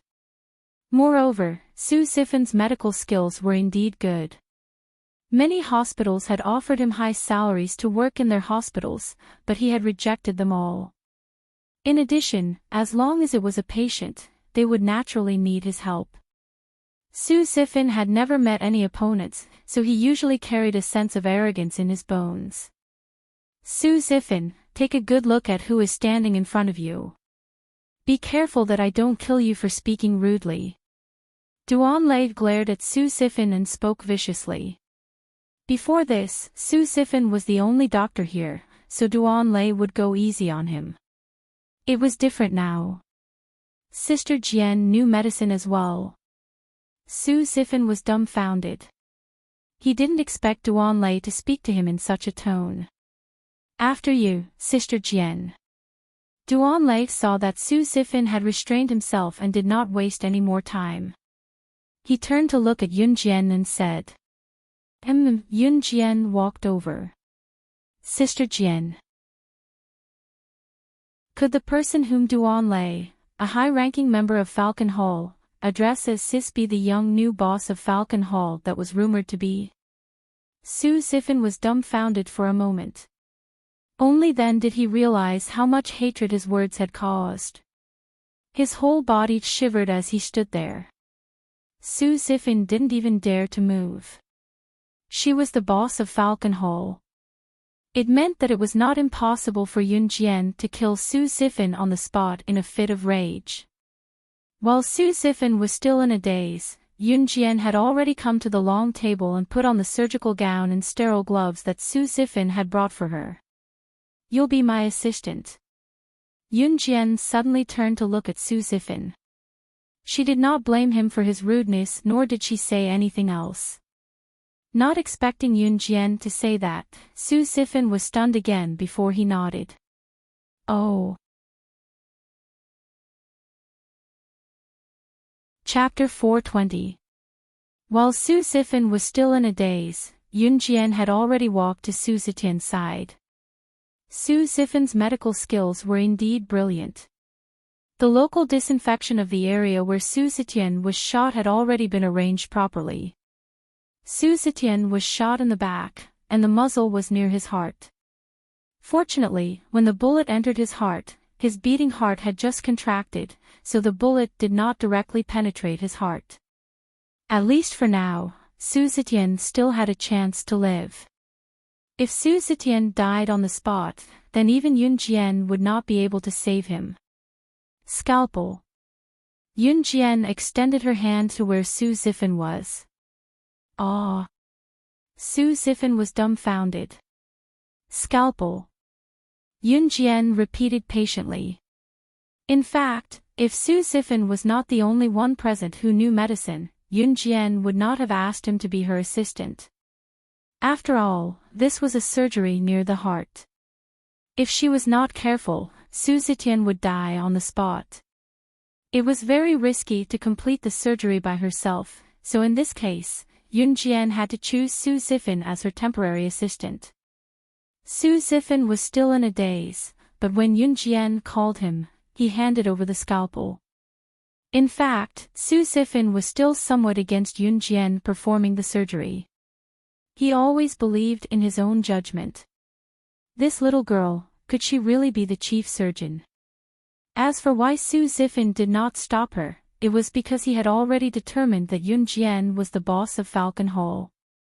What a joke! How could he stop the boss of Falcon Hall from doing what she wanted to do? Unless he did not want his life anymore. When Yun Jian took the scalpel and reached for Su Zetian's wound, Su Sifin almost cried out in surprise. Who would perform surgery like this? If Yun Jian's scalpel cut the artery, Su Zetian would definitely die on the spot. In the end, Su Sifin could not help but shout out due to his doctor's ethics, "No, if you cut the artery directly, it will lead to massive bleeding and death." Su Sifin widened his eyes at the same time. He saw Yun Jian's outstretched hand as if she was going to cut Su Zetian's pulse in the back. He was so scared that he screamed to stop her. "Shut up." The girl did not turn around. Her mouth was covered by a mask, so her light and dignified voice came out from under the mask. Su Sifin shuddered. At this moment, Yun Jian had already used the scalpel to cut the artery. Hemostatic forceps. Yun Jian put down the scalpel and reached out her hand without turning her head. Su Sifin trembled as he placed the forceps in Yun Jian's hand. With nimble hands, Yun Jian stopped the blood from flowing out of Su Zetian's artery as quickly as she could. The following surgery, was not so difficult. However, Su's breathing gradually, blood cess. Yun Jian's surgical method was different from that of a regular chief surgeon. Every time she made a cut, it was an Achilles heel, but she was always able to stitch it up in time. Su was. Su Sifin, on the other hand, was stupefied. His mouth was wide open, forming an O shape. He felt like he had seen Yun Jian's operation before. The surgery's done. He's fine now. They can come in for a visit, but don't get too close. Yun Jian turned to tell Duan Lei, who was equally dumbfounded as she pulled her mask halfway down. Amen. Duan Lei recovered from his shock after a long time and turned to open the door. Soon, the higher-ups outside came in. Boss is fine. That's great. Sister Jian is amazing. The group of people exclaimed as if they had breathed a sigh of relief. Die. Hand of the Grim Reaper. At this moment, a gentle and weak voice was heard. The one who spoke was Su Sifin, who was so dumb that he had lost his intuition. What? Someone asked in surprise when the group noticed Su Sifin, who was standing not far away from Su Zetian. Chapter 421. Yun Jian was taken aback when she heard from others that she was given this title by people in the medical field when she was practicing medicine in her past life. Grim Reaper's Hand was the title she received when she disguised herself as a mature woman during a mission and approached an assassination mission. She was renowned in the medical field. She did not expect that someone in Country Z would recognize her disguise in her past life. Of course, Su Sifin did not recognize Yun Jian based on her appearance but Yun Jian's technique. When he was studying medicine in Country M, he was fortunate enough to watch the video recording of the woman known as Grim Reaper's Hand surgery from his master. It was a miracle in the medical field. Su Sifin's words stunned everyone present, especially Duan Lei, who had witnessed Yun Jian's surgery. He was so emotional that he could not express it with words. Everyone was looking at Yun Jian with probing gazes, as if waiting for Yun Jian's reply. Yun Jian suddenly waved her hand and pressed her lips into a smile. It's purely a coincidence. The higher-ups did not doubt Yun Jian's words. Su Sifin, on the other hand, was frowning hard as he looked at Yun Jian, unable to calm himself down. Others might not know, but he had witnessed the surgery of the woman known as Grim Reaper's Hand with his own eyes. If Yun Jian and the woman's surgical technique were to be 100% identical, then they were 90% similar. Other than their looks, Yun Jian and the woman were practically carved from the same mold. I'll leave Su Zetian's post-surgery care to you, Yun Jian said after a brief moment of squinting at Su Sifin. Ah, me? Su Sifin was taken aback. Yun Jian did not give Su Sifin a chance to reject as she turned to leave with a press of her lips. Sister Jian, where are you going? Duan Lei and the others could not help asking Yun Jian when they saw her leaving. Flying Passage dared to send a sniper to hurt my man. Of course, I should give them a big gift in return. As Yun Jian spoke, a sharp, murderous glint flashed in her eyes. As expected, Sister Jian would not abandon Falcon Hall and leave them alone. Everyone was seething with resentment. Yun Jian's words made them lift their heads proudly. Yun Jian's action was telling them that everyone in Falcon Hall was a part of the organization. Those who bullied Falcon Hall were the ones who hurt her. Yun Jian was not going to let the matter rest. Sister Jian, I'll go with you. Knowing that Su Zetian was out of danger, Duan Lei did not look after him and went to Yun Jian. At the same time, his eyes were red with anger. His eyes were no longer filled with tears, but instead, they were filled with anger and the fury of revenge. Sister Jian, we're going too. Me too. How dare Flying Passage lay a finger on our boss? We're going to bathe them in blood. Loud voices resounded throughout the place.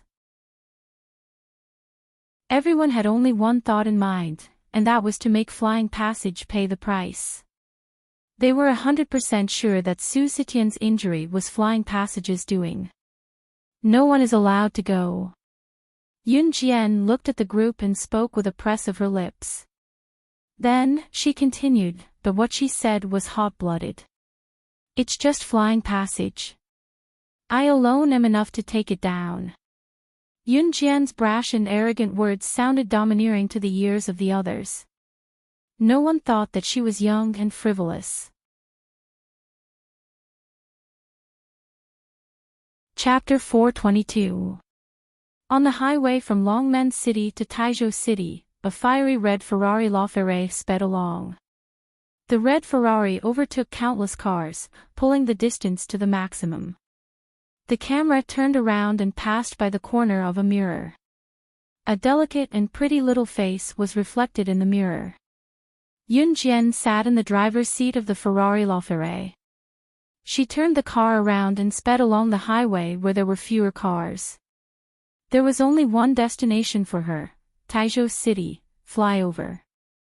She was the only one involved in this operation. Since she said that she alone was enough, Yun Jian did not allow anyone from Falcon Hall to follow her to Taizhou City. In addition, Su Zetian still needed care. The success of the operation did not mean that Su Zetian was out of danger. After all, the injury was near his heart and he had to be nursed carefully if he wanted to recover. To prevent snipers who saw that Su Zetian was not dead and came back, Yun Jian sent Qingyu to patrol Falcon Hall more often. Qingyu might not be strong, but she had thousands of ways to kill her opponent when it came to assassination. Therefore, as long as Qingyu was guarding Falcon Hall, Su Zetian and his men would be fine. Taizhou City, flyover. A lavish and extravagant evening banquet was being held. The banquet was brightly lit all around. During this period of time, countless people came and went, expressing their goodwill one after another. It was a scene of harmony and joy. Somewhere in the banquet, a bald middle-aged man was holding a red wine glass in his right hand. He was chatting with a man of similar age who was only wearing a black unlined shirt and had a dragon tattoo near his collarbone. The bald middle-aged man was none other than the boss of Taizhou City's flyover. His name was Su Zhoujing and people called him Third Master. Flyover was more powerful than the original Falcon Hole. In addition, Su Zhoujing's flyover had always maintained its position as the second largest gang in the entire Zhe province. Therefore, his position was one of the best among all the gang bosses in Zhe province. The man with the dragon tattoo on his collarbone who Su Zhoujing was talking to was the head of a firearms family, Yan Tianlei. Yan Tianlei's firearms family had no international reputation, but in Z country, he was a major firearms smuggler. Even Su Zhoujing, who was the second largest gang in Zhe province, could not help but feel respect for Yan Tianlei. It could be said that this banquet was held by Su Zhoujing to welcome Yan Tianlei. Brother Su, I heard that you've been in a territorial dispute with Longmen City over recently. I wonder if it's true. Yan Tianlei held his wine glass as he looked at Su Zhoujing with a grin. His face that did not look handsome looked even more menacing. That's right. Su Zhoujing nodded. As if he wanted to establish a good relationship with Yan Tianlei, he purposely leaned close to Yan Tianlei's ear and whispered, Brother Yan, you and I are old friends. There are some things I won't hide from you. Longmen City's Falcon Hall has a new boss now. I didn't go to the National Mafia Tea Party last time, but I've heard some things. But I just don't believe in this. What use can a? Other than spreading her legs to give birth, what can she do? I'll be honest with you. I've hired a sniper. If there's no accident, the current boss of Falcon Hall is probably dead by now. Just as Su Zhoujing finished his tirade, the tightly shut door of the banquet was kicked open from the outside. A young girl with a delicate and beautiful face wearing a long black down jacket walked in, attracting the attention of many people. Su Zhoujing and Yan Tianlei were shocked as well.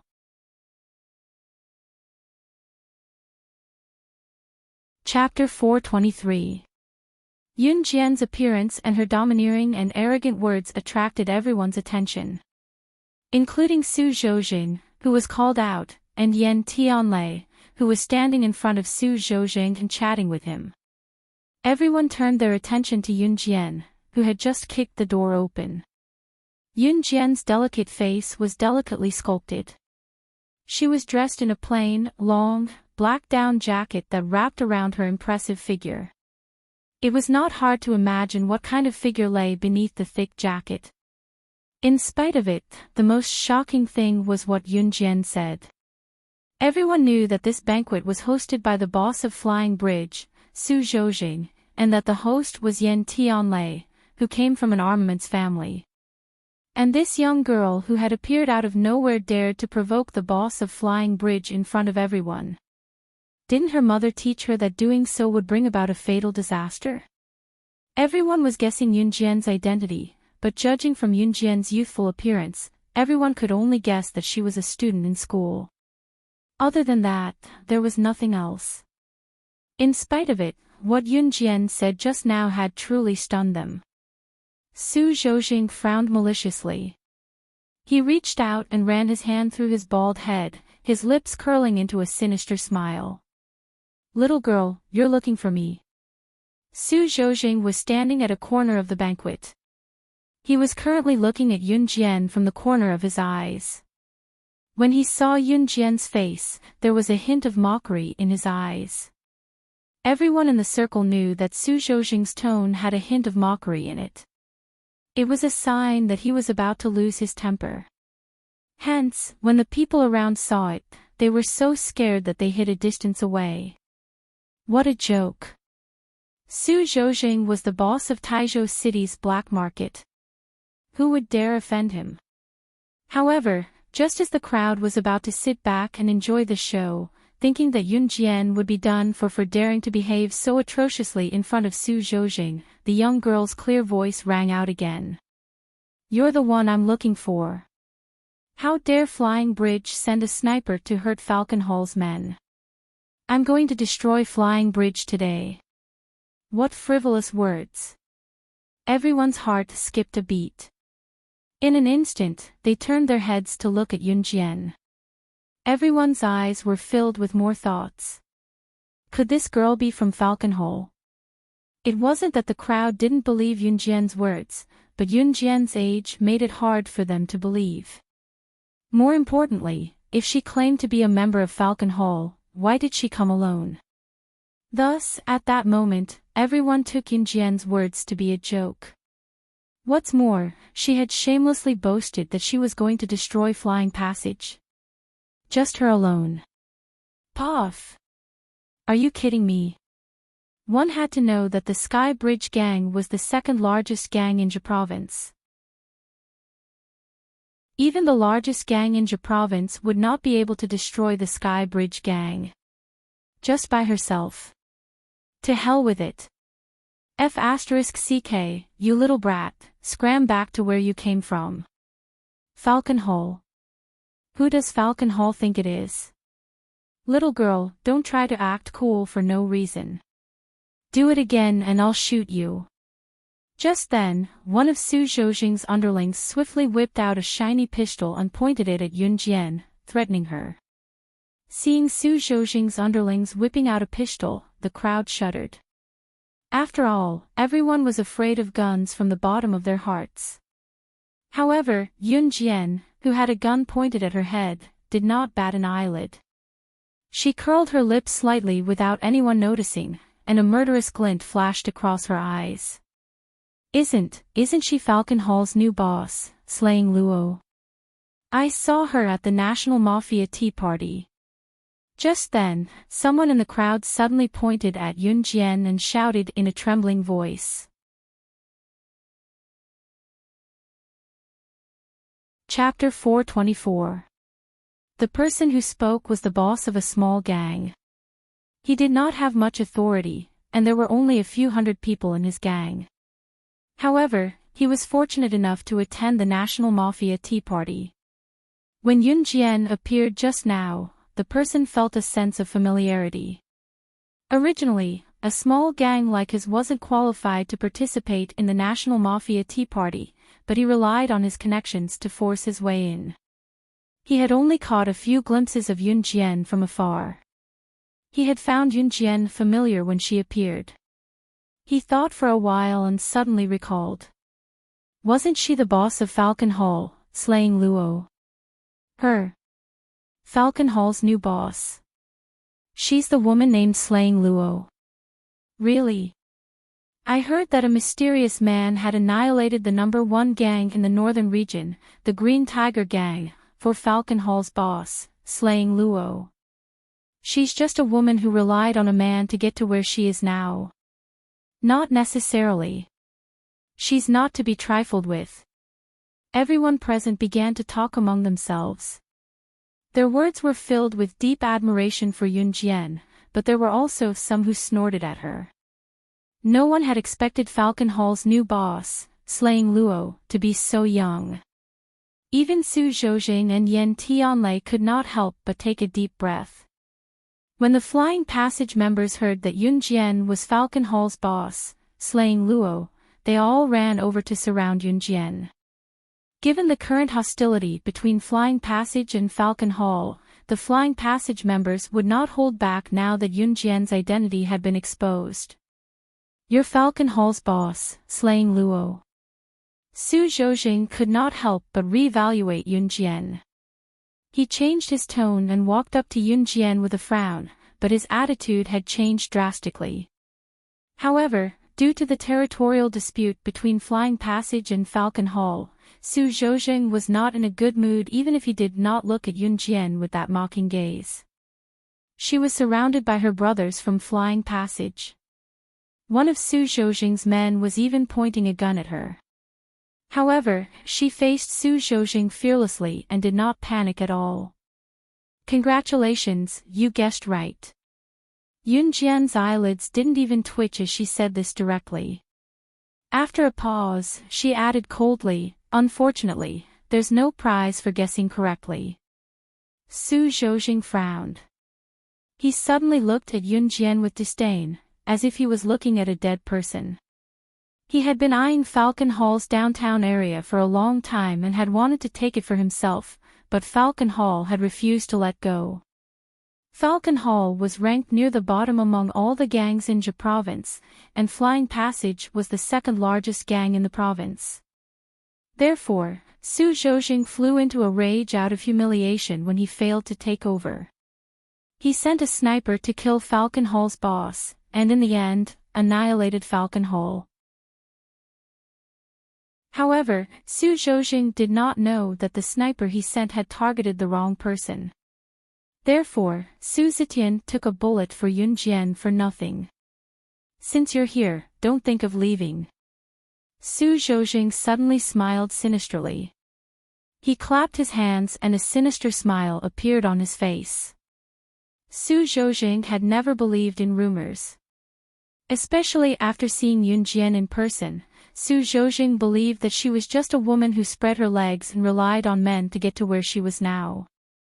After Su Zhoujing clapped his hands, another group of people rushed out from the back of the banquet and surrounded Yunjian in layers. When the crowd saw this, they did not even dare to make a sound. However, everyone only had one thought in mind: this woman named Luo Sha dared to challenge Flying Passage alone. She was done for. Chapter 425. "Ha, wipe out Flying Passage. You think you can do it alone?" Su Zhoujing laughed when he heard Yunjian say she wanted to wipe out his gang for the second time. It was a mocking and contemptuous laugh. Clearly, Yunjian had come alone and boasted that she wanted to wipe out Flying Passage. In the eyes of Su Zhoujing and everyone else present, it was unrealistic. Even the biggest gang in Jia province could not do anything to Flying Passage.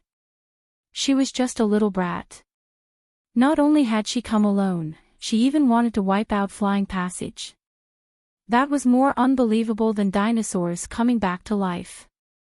"I alone am enough to wipe out Flying Passage." Yunjian laughed just as arrogantly. However, Su Zhoujing was really pushed to the edge when he heard that.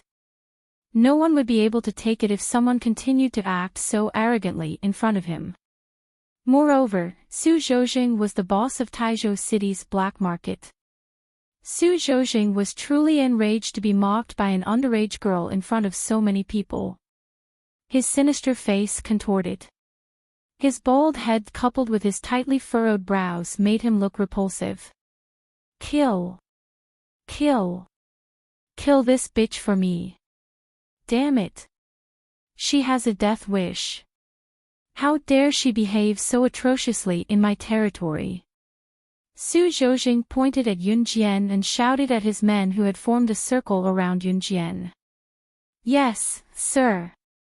Su Zhoujing's men answered. Tisk, tsk, tsk. However, before Su Zhoujing's men could do anything to Yun Jian, they heard a series of noises. Thump, thump. Following the noises, Su Zhoujing's men felt a sharp pain in their knees. The next second, they were all kneeling on the ground. They had not attacked yet. A large number of them had already fallen. However, this group of Su Zhoujing subordinates who were kneeling on the ground all had one thing in common: their knees were pierced deeply by a very small blade, forcing everyone to kneel on the ground at the same time as if their legs were paralyzed or directly fell to the ground. When the blade pierced deep into their knees, excruciating pain spread throughout their bodies. Before Su Zhoujing's subordinates could make a move, they had all fallen to the ground and were howling in pain. This scene scared the hell out of everyone. Everyone saw that the blades that had pierced into the knees of Su Zhoujing's men had been shot out by Yun Jian. Ah! Boss, this blade is poisonous. We can't stand up.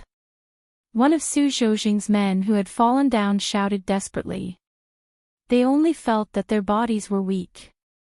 After being stabbed by the blades, they didn't even have the strength to stand up. What was going on? Everyone was terrified. Then, they all turned to look at Yun Jian. However, Yun Jian pursed her lips slightly and revealed a contemptuous smile in front of everyone. She even knew how to poison him. Moreover, the way he threw the blade was exactly the same as the assassins in the movies. Everyone looked at Yun Jian in horror, as if they had seen the Grim Reaper. No wonder she was so confident. The blades in her hands were laced with poison. Once they pierced someone, that person would instantly go limp and would not even have the strength to stand up. Yun Jian smirked when she saw that Su Zhoujing's men were already wailing and howling. These flying blades had been soaked in Qing Yu's poison.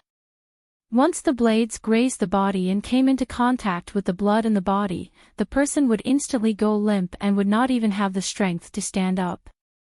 This woman has a trick up her sleeve. Zhou Jia, shoot her. Quick! Kill her! Su Zhoujing shouted in horror. He quickly ordered the gun-wielding subordinate beside him, clearly shocked by Yun Jian's actions. Before he could finish, Yun Jian's leisurely voice rang out again. It's time for the game to end.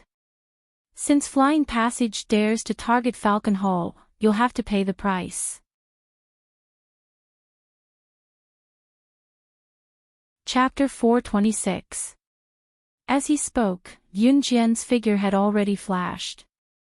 Su Zhoujing's gun-wielding subordinate, Zhou Jia, listened to Su Zhoujing's words and quickly grabbed the pistol and aimed at Yun Jian again.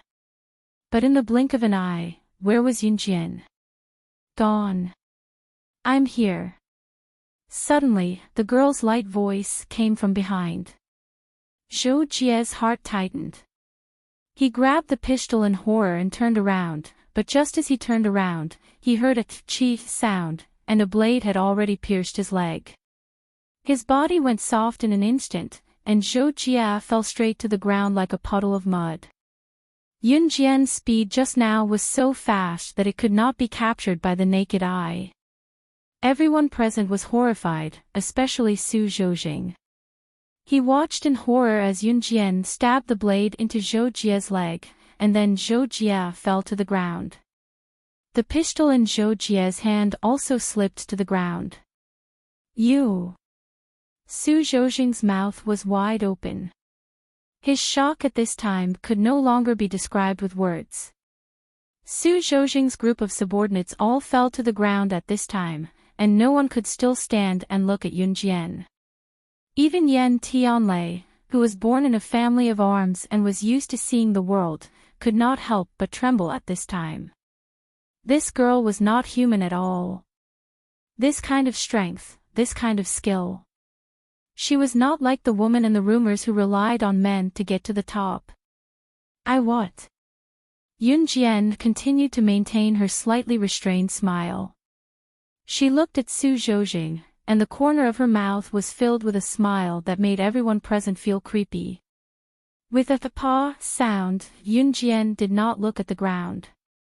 She stretched out her foot and stomped forward, stepping on the pistol that Zhou Jia had just slid to the ground.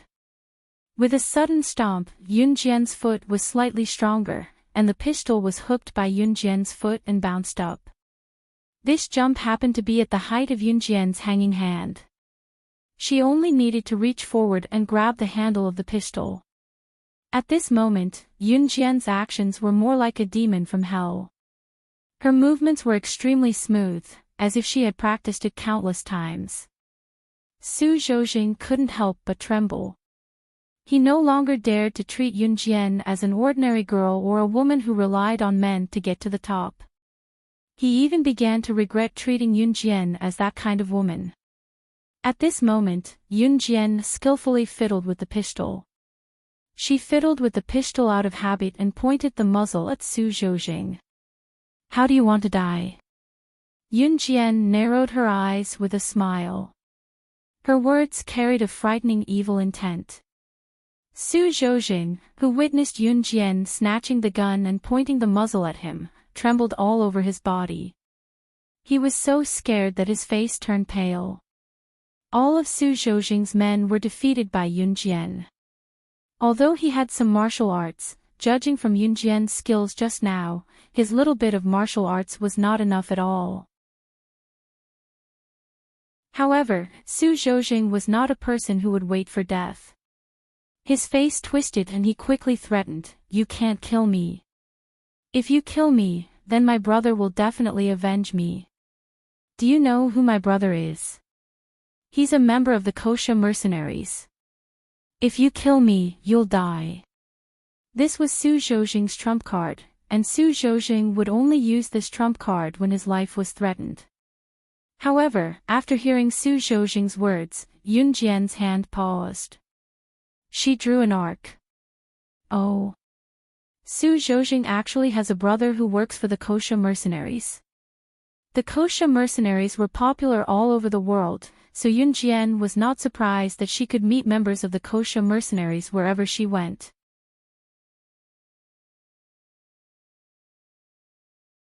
Chapter 427.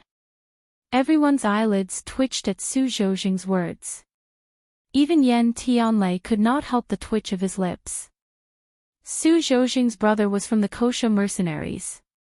If Su Zhoujing had not encountered a life-threatening situation, he would not have mentioned it and the others would not have known. Now that they knew, however, it was impossible for them to remain calm. The Kosha mercenaries.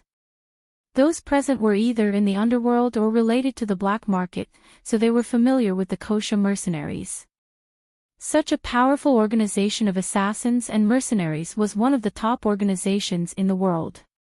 Other than an Hun group, there was no one else who could compete with it. Su Zhoujing's brother was from the Kosha mercenaries. This was enough to shock everyone. Just like how Su Zetian was a member of the Kosha mercenaries, anyone who belonged to the Kosha mercenaries would be protected by the Kosha mercenaries. Back when Su Zetian made a bet with the foreigners, he had invited the Kosha mercenaries to help him. Yun Jian had just been reborn then and Snake Lizard had come to Longmen City using that as an excuse. Since Su Zhoujing's brother was a member of the Kosha mercenaries, it meant that his brother could also seek help from the Kosha mercenaries. In other words, as long as he was a member of the Kosha mercenaries, he would have the support of the Kosha mercenaries, the mercenary organization that was renowned throughout the world. Looking at the people around him who panicked and they heard him say that his brother was a member of the Kosha mercenaries, Su Zhoujing felt himself regaining his composure. When Su Zhoujing turned to look at Yun Jian and saw that there was no fear or panic on her face, he was stupefied. "It's the Kosha mercenaries. Aren't you afraid?" Su Zhoujing asked Yun Jian indignantly. He did not believe that Yun Jian was not even afraid of the Kosha mercenaries. "Scared?" Yun Jian raised her eyebrows. She seemed to have heard the funniest joke in the world. She chuckled and then pursed her lips. Your brother's code name. Yun Jian's smile faded as her lips curled up, her eyes narrowed into slits as she asked with interest. Su Zhoujing thought that Yun Jian did not know the might of the Kosha mercenaries. He even exaggerated, his name is Leopard Head. In the Kosha mercenaries, he can be ranked in the top 1,000. As he spoke, Su Zhoujing raised his head as if he was showing off something incredible to Yun Jian. His bald head could not help but look proud. Pfft, Yun Jian was really amused by Su Zhoujing. She chuckled softly. Being ranked in the top 1,000 of the Kosha mercenaries meant that he could hold his own in Country Z. However, Su Zhoujing's actions were like bragging about how powerful his brother Mouse was in front of Tiger. I don't remember when being ranked in the top 1,000 of the Kosha mercenaries was considered a powerful person. Yun Jian stopped laughing. She stretched out her hand and gently brushed away the hair that was hanging down. Her lips curled up slightly as she spoke. My Kosha mercenaries. The group latched onto the 6 words that Yun Jian had uttered. To be able to use the words, my Kosha mercenaries, other than the boss of the Kosha mercenaries, only the higher-ups of the Kosha mercenaries had such qualifications. She was also a member of the Kosha mercenaries. Furthermore, she was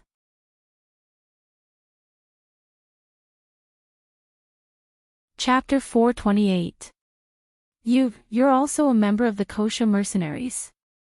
Su Zhoujing shouted in despair. Su Zhoujing's biggest trump card was his brother in the Kosha mercenaries. Whenever he was in trouble, his brother would always be there to protect him. In turn, Su Zhoujing was indirectly protected by the Kosha mercenaries.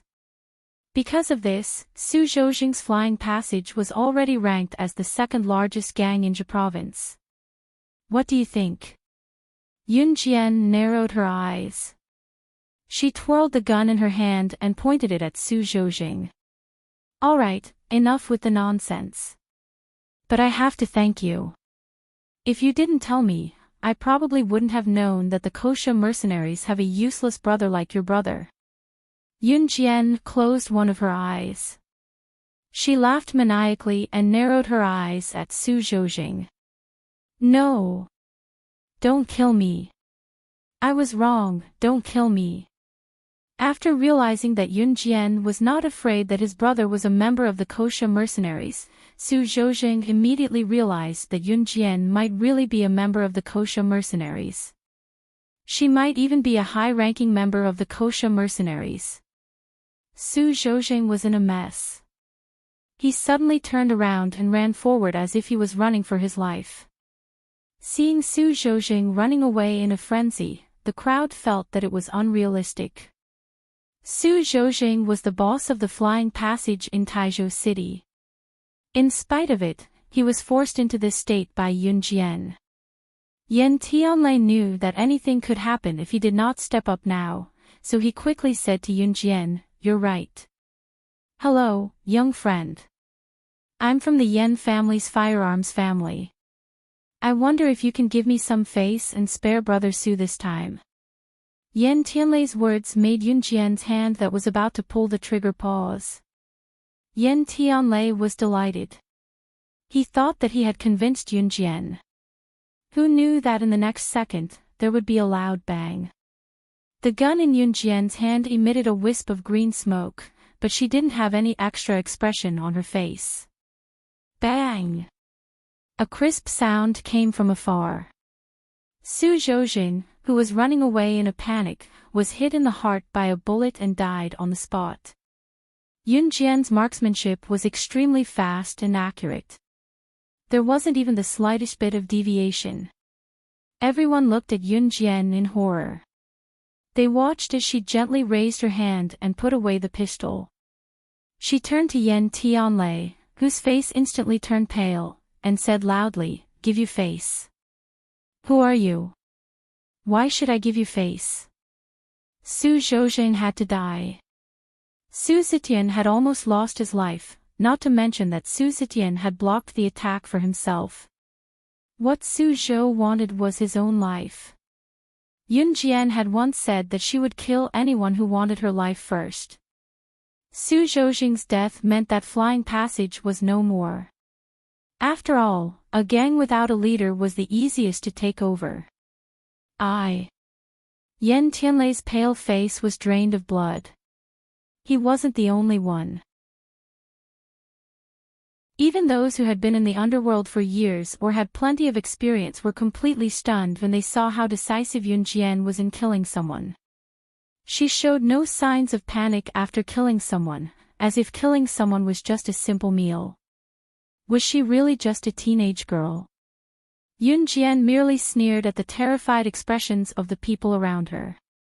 She wasn't in a hurry to leave. Instead, she said arrogantly, "I'm never careless when it comes to killing. If Flying Passage dares to mess with Falcon Hall, then they'll have to pay the price. Listen up, if anyone dares to lay a finger on Falcon Hall in the future, Flying Passage will be your escape route."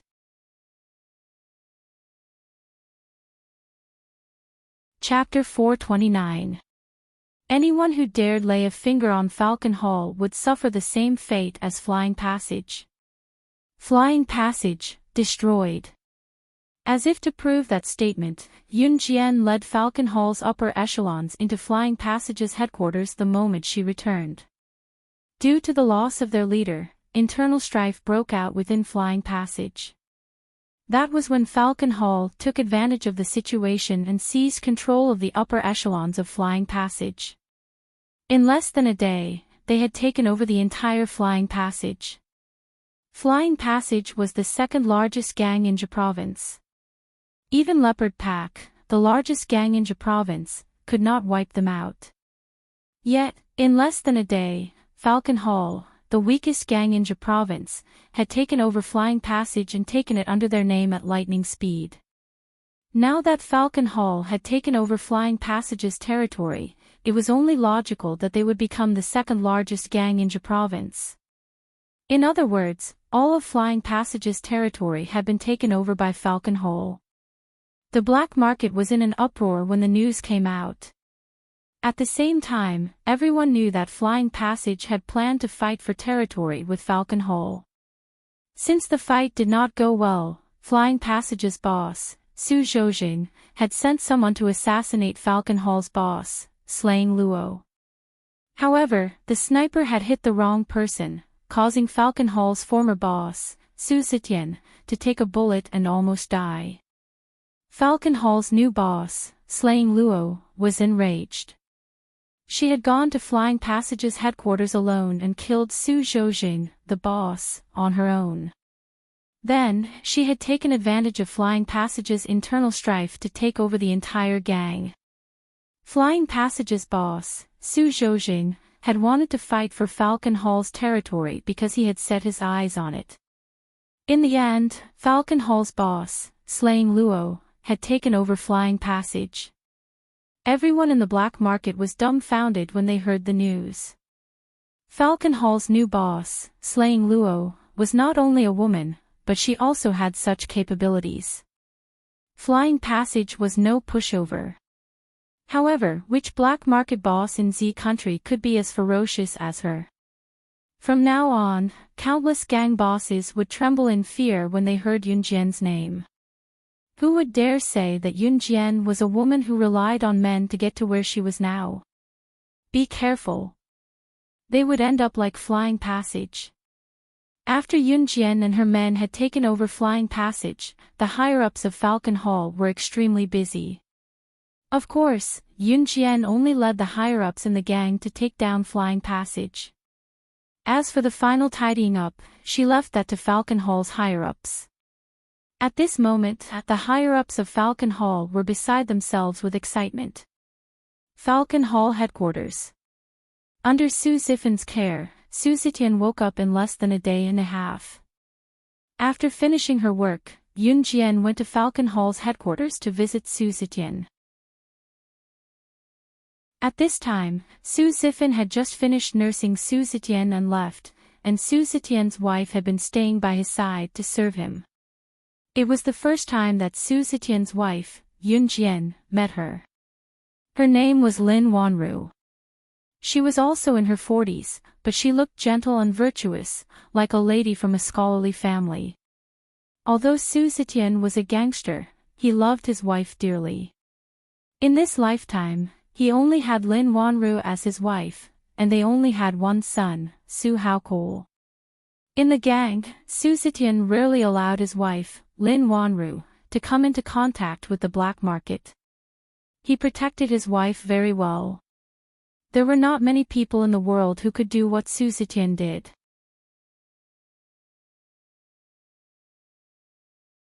Chapter 430. Just lie down. You don't have to get up, Yun Jian said with a wave of her hand. It was then that Su Zetian's urge to sit up was halted. Lin Wanru helped her husband lie back down considerately. Thank you, Sister Jian. Su Zetian had heard some stories while lying in bed these days.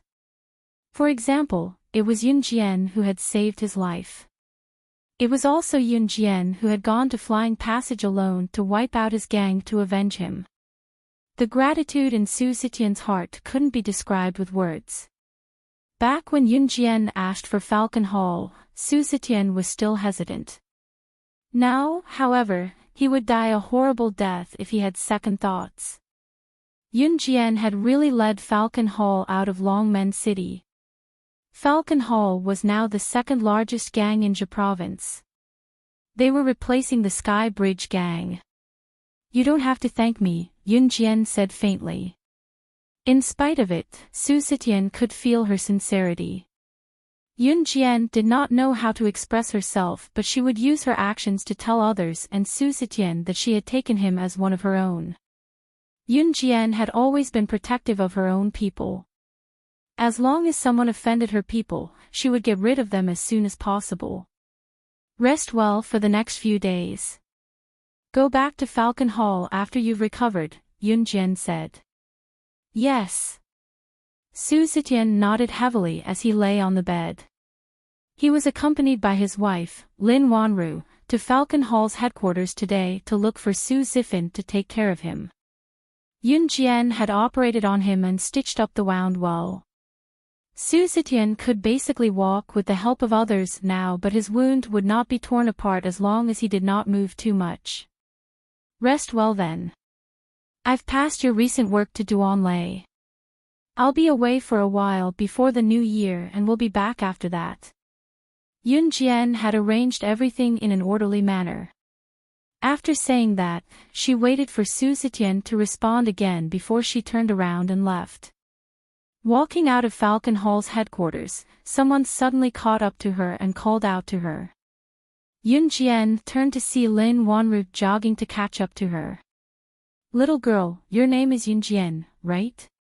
Thank you. Thank you for saving my husband. Although Lin Wanru was already in her 40s, she still looked very young. It was not an exaggeration to think that she was a young woman in her 20s or 30s.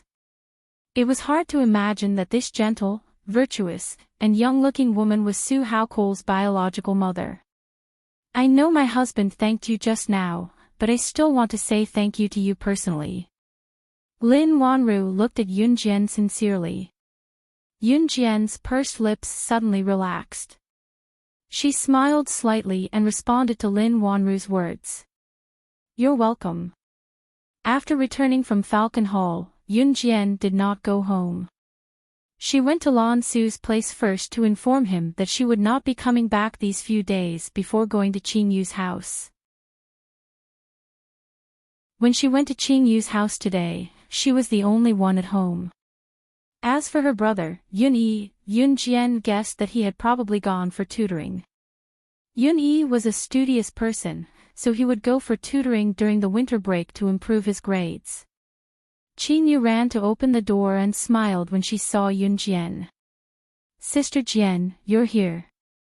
Are you done packing? Yun Jian asked. I'm ready. I'm ready to go anytime. Qing Yu shook herself like she was relaxed and answered with a grin. On Qin Yiru's side, Yun Jian had already found an excuse.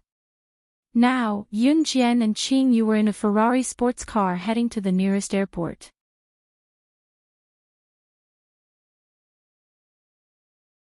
Chapter 431. The headquarters of the Kosha mercenaries was located on a mysterious island in Country M. As it was an internationally renowned mercenary organization, the location of its headquarters was well hidden. There was no direct bus to the headquarters of the Kosha mercenaries. Even if there was a transfer, there was no way to get there. Even from Country M to the island where the headquarters of the Kosha mercenaries was located, one had to cross a huge ocean to reach the island where the headquarters of the Kosha mercenaries was located. In her past life, Yun Jian had always flown a private helicopter back to the headquarters of the Kosha mercenaries when she returned. It was just that those old fellows thought that something had happened to her and Yun Jian had not shown up for so long. She did not want to return in a high-profile manner. She wanted to catch them off guard. After buying a flight ticket to Country M at the airport of Hutua Mountain, which was closest to Longmen City, Yun Jian sat in the departure lounge of the airport and waited. Qin Yu went to buy snacks while Yun Jian sat on the bench in the departure lounge with her eyes closed leisurely. There were not many people waiting to board the plane at the airport. In 1998, the airport was quite expensive. Ordinary people rarely took planes, so there were only a few types of people waiting to board the plane. There were mature white-collar workers in suits and leather shoes, well-dressed ladies, and some overseas students. In earlier years, people would usually travel by train instead of by plane. Yun Jian sat in the airport waiting for her flight when a sharp female voice suddenly rang in her ears. "Oh. You bumped into me. Do you have eyes? Oh my God. You even knocked my bag off. My bag is from Chanel. Can you afford to pay for it?" Yun Jian's eyes opened a little. She saw a rich lady in her 20s or 30s bending down to pick up a branded bag in the crowd and scolding an 18 or 19-year-old girl in a floral dress. "Yes. I'm sorry." The girl in the floral dress was startled and bowed to the rich lady, looking a little shaken. Yun Jian lost her interest at once with a glance. Naturally, other people's matters had nothing to do with her. Qin Yu came running back with a bucket of popcorn and passed it to Yun Jian with a fawning grin. "Sister Jian, try it. It's delicious. I just queued up for a long time." Yun Jian narrowed her eyes and curled her lips slightly. She reached out to take one and tasted it. At this moment, the loudspeaker in the departure hall sounded. "Attention please, passengers. The plane to Country M's Case City is about to take off. Please proceed to the ticketing area to board the plane." A beautiful female voice sounded from the loudspeaker. Yun Jian carried her backpack and boarded the plane together with Qin Yu, who was carrying popcorn. They boarded the plane according to the order and Qin Yu sat close to the window. It was a row of 3 seats with Yun Jian sitting in the middle. There was an empty seat beside her. Yun Jian closed her eyes and rested for a while. At this moment, a hurried deng deng deng sound was heard. Yun Jian felt something heavy hit her thigh. Opening her eyes slightly, she saw a girl in a floral dress speaking to her apologetically. "My luggage accidentally bumped into you just now. Sorry, are you okay?" "I'm fine," Yun Jian answered with a press of her lips. The girl in the floral dress was the one who had been scolded by the rich lady in the departure hall just now. Hearing Yun Jian's reply, the girl in the floral dress kept quiet.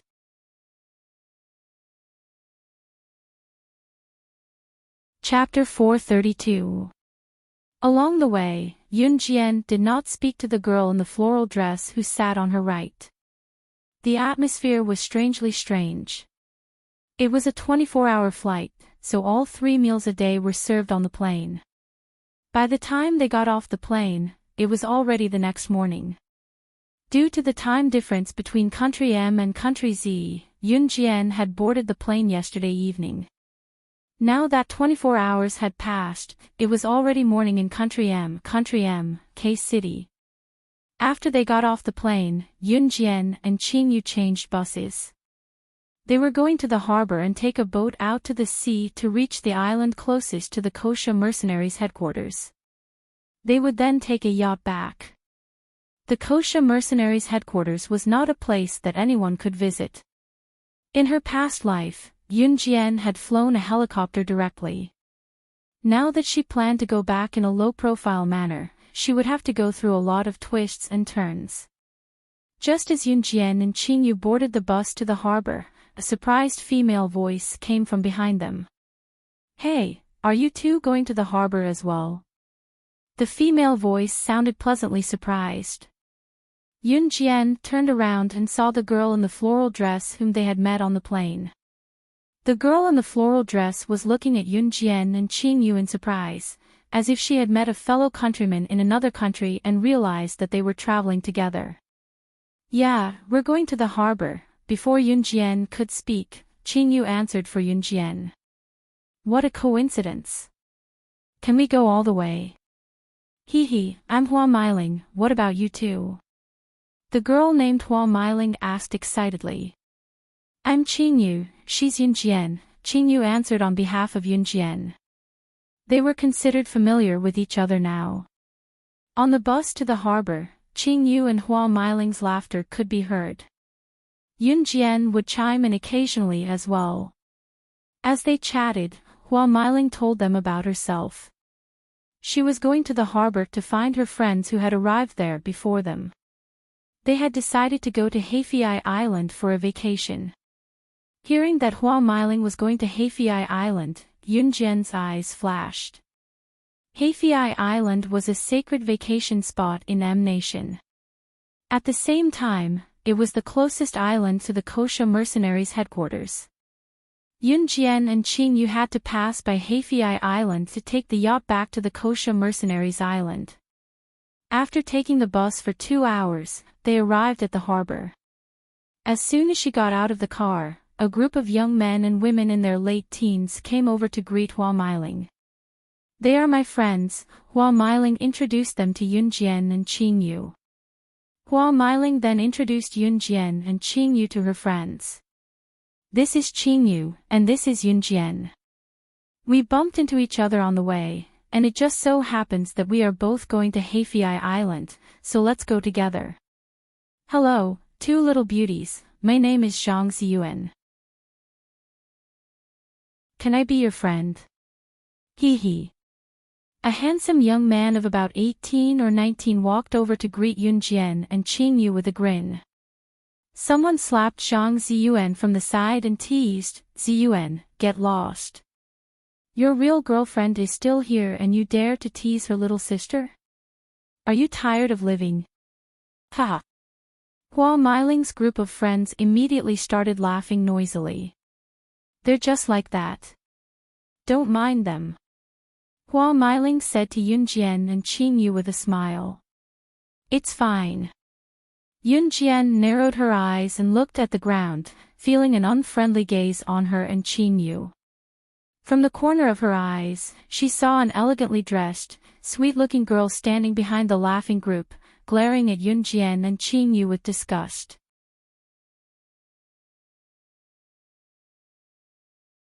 Chapter 433. Yunjian had experienced this gaze countless times, be it in her previous life or after her rebirth, so she ignored it. "Right, it's Sis Yunjian and Sis Qingyu's first time here for a vacation, right? Do you want me to be your guide?" Zhang Ziyuan, who was done fooling around with his friends, went to Yunjian and Qingyu to ask. Even the way he addressed them had become more intimate. She had heard from Hua Meiling that her group of friends were studying at a university in K-City in Country M. Hua Meiling had come here alone this time to travel. As Zhang Ziyuan and his friends who had been studying here for a long time, they naturally felt like locals welcoming outsiders. "No need." Yunjian pressed her lips together and declined decisively. Although Zhang Ziyuan had struck up a conversation with both Yunjian and Qing Yu just now, he was more inclined toward Yunjian. Therefore, he was taken aback when Yunjian rejected him so decisively. So there are times when our K University's top students get rejected by girls too. A boy beside them commented coincidentally. After that, Yunjian could clearly feel Fan Weiwei's murderous gaze on her. At this time, the group of people also realized that what the boy said just now was too inappropriate. Moreover, Zhang Ziyuan's real girlfriend, Fan Weiwei, was right beside them. How dare he say that? In spite of it, Zhang Ziyuan did not mind at all. He even invited Yunjian and Qing Yu again, only to be rejected by Yunjian once more. The more unobtainable something was, the more he wanted it. Zhang Ziyuan's interest in Yunjian was piqued. The group boarded the cruise ship to Heifei Islet at the harbor, each with their own thoughts. Heifei Islet was a famous scenic spot, so it was crowded with people. Sister Jian, are we going back to the organization directly or? When they arrived at Heifei Islet, Qing Yu went to Yunjian and asked softly while Hua Meiling and the others were admiring the scenery. Just go back, Yunjian answered without hesitation. She was not here for a vacation, so there was no need for her to go sightseeing with Hua Meiling and her friends. Just as Yunjian said that, Hua Meiling, who was walking in front, called out to them, Yunjian, Qing Yu, come quick. What are you standing there for? Yunjian narrowed her eyes and caught up to them with Qing Yu. The island of Heifei Island was very vast. There was an area with a beach. Since it was winter, there were not many people swimming in the sea. It was not that there were none. Yunjian and Qing Yu wanted to leave as soon as they arrived. But Hua Meiling and her friends were already having fun on the beach. At this moment, the sound of a gunshot rang out beside everyone's ears. Everyone was taken aback. Then, they saw a huge cruise ship coming ashore. On the side of the cruise ship, there was a unique skull imprinted on it. That was the symbol of the Kosha mercenaries. Yunjian's eyes twitched as she pressed her lips together without saying a word. Hua Meiling's confused voice came from the side. What was that sound just now? This cruise ship is so weird. Why is there a skull on it? At this moment, the stairs on the cruise ship reached the ground, and a man in strange clothes walked down with a Browning pistol in his hand. There was a large group of people following behind him. These people had unique skulls printed on their wrists. At this moment, when everyone standing on the beach saw the man who suddenly appeared with a pistol in his hand, they were so scared that they screamed one after another. "Ah! Gun! He has a gun!" someone exclaimed. But before the man could finish screaming, he was killed by the man holding the Browning pistol with a bang. Life was worthless. That was how the saying went. Hua Meiling and her friends paled in fright.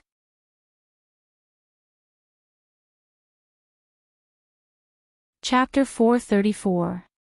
The man who had screamed just now was killed by the man with the gun. Hua Meiling and the rest had never seen anything like this before. They covered their mouths in fear, not daring to make a sound. The crowd was already in a frenzy. Some of them reacted quickly and turned to run. Bang, bang, bang. The man with the Browning pistol fired mercilessly at the fleeing group. Screams, kill. Run, kill. For a moment, everyone was dumbfounded by the sudden turn of events. They were overwhelmed by fear in the next second. Who was this man? How could he kill so brazenly? Everyone was clamoring in their hearts. At the same time, they were regretting why they had appeared here today. The gun in the man's hand was a pistol. A real gun. He had shot and killed someone. Everyone, if you run away again, don't blame my bullets for being blind. The man shouted with the Browning pistol in his hand. He shot and killed several foreigners. It was as if killing was as simple as eating and sleeping to him. Devil! Hua Meiling and the rest muttered in their hearts. Then, they began to tremble in fear. The man with the gun had spoken in English, but Hua Meiling, Yun Jian, and Qing Yu did not have a language barrier. Not long after, everyone present began to tremble. They were afraid that they would encounter something like this. They all trembled and tried to hide behind their companions. Sister Jian, he's Tulich's subordinate, say Bayer. He's ranked 31st in the organization. Qing Yu went close to Yun Jian and whispered into her ear. Tulich was one of the old men of the Kosha mercenaries who was often mentioned. He had a place in the Kosha mercenaries and was also the most loyal subordinate of the previous boss of the Kosha mercenaries. This man with the gun named Seibayer was Tulich's subordinate, which meant that he was Yun Jian's enemy. When Zhang Ziyuan saw Yun Jian and Qing Yu leaning against each other, he thought that they were scared. Therefore, he abandoned his girlfriend, Fan Weiwei, and went to Yun Jian to speak to Yun Jian and Qing Yu in concern. Don't be scared, I'm here. Qing Yu stopped talking to Yun Jian when she saw Zhang Ziyuan coming over. Zhang Ziyuan thought that Yun Jian and Qing Yu were scared instead, so he spread his arms and used his body to hide them behind him.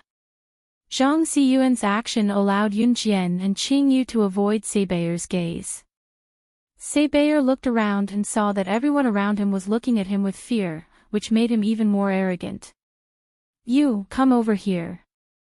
At this moment, Seibayer suddenly caught sight of Hua Meiling, who was wearing a floral dress. He looked at Hua Meiling lecherously and hooked his finger at her. Seibayer of the Kosha mercenaries, ranked 31st, was a promiscuous bully. Hua Meiling was terrified. She stood where she was and shook her head, shrunk into herself nervously. Her action infuriated Seibayer. F***ck, woman, I'm flattering you by asking you to come over here. You shameless B***tch, F***ck. Seibayer growled, but he did not kill her directly since he had not tasted Hua Meiling yet.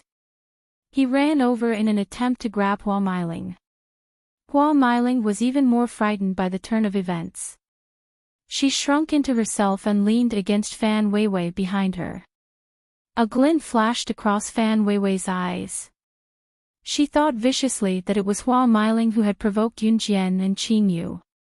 Therefore, Fan Weiwei steeled her heart and pushed Hua Meiling toward Seibayer. Just as Hua Meiling was about to be caught by Seibayer, the crowd saw a silhouette flash by. Seibayer's hand that reached for Hua Meiling's chicken claw was broken by Yun Jian, who appeared out of nowhere. You're tuning into the LoveLore Library YouTube channel. We're so grateful for your support, and don't forget to subscribe to join us on this incredible journey through captivating stories. Your generosity through donations truly makes a world of difference, as it's the primary source of revenue that allows me to expand and enhance this channel for you. Thank you from the bottom of my heart for being a part of this adventure.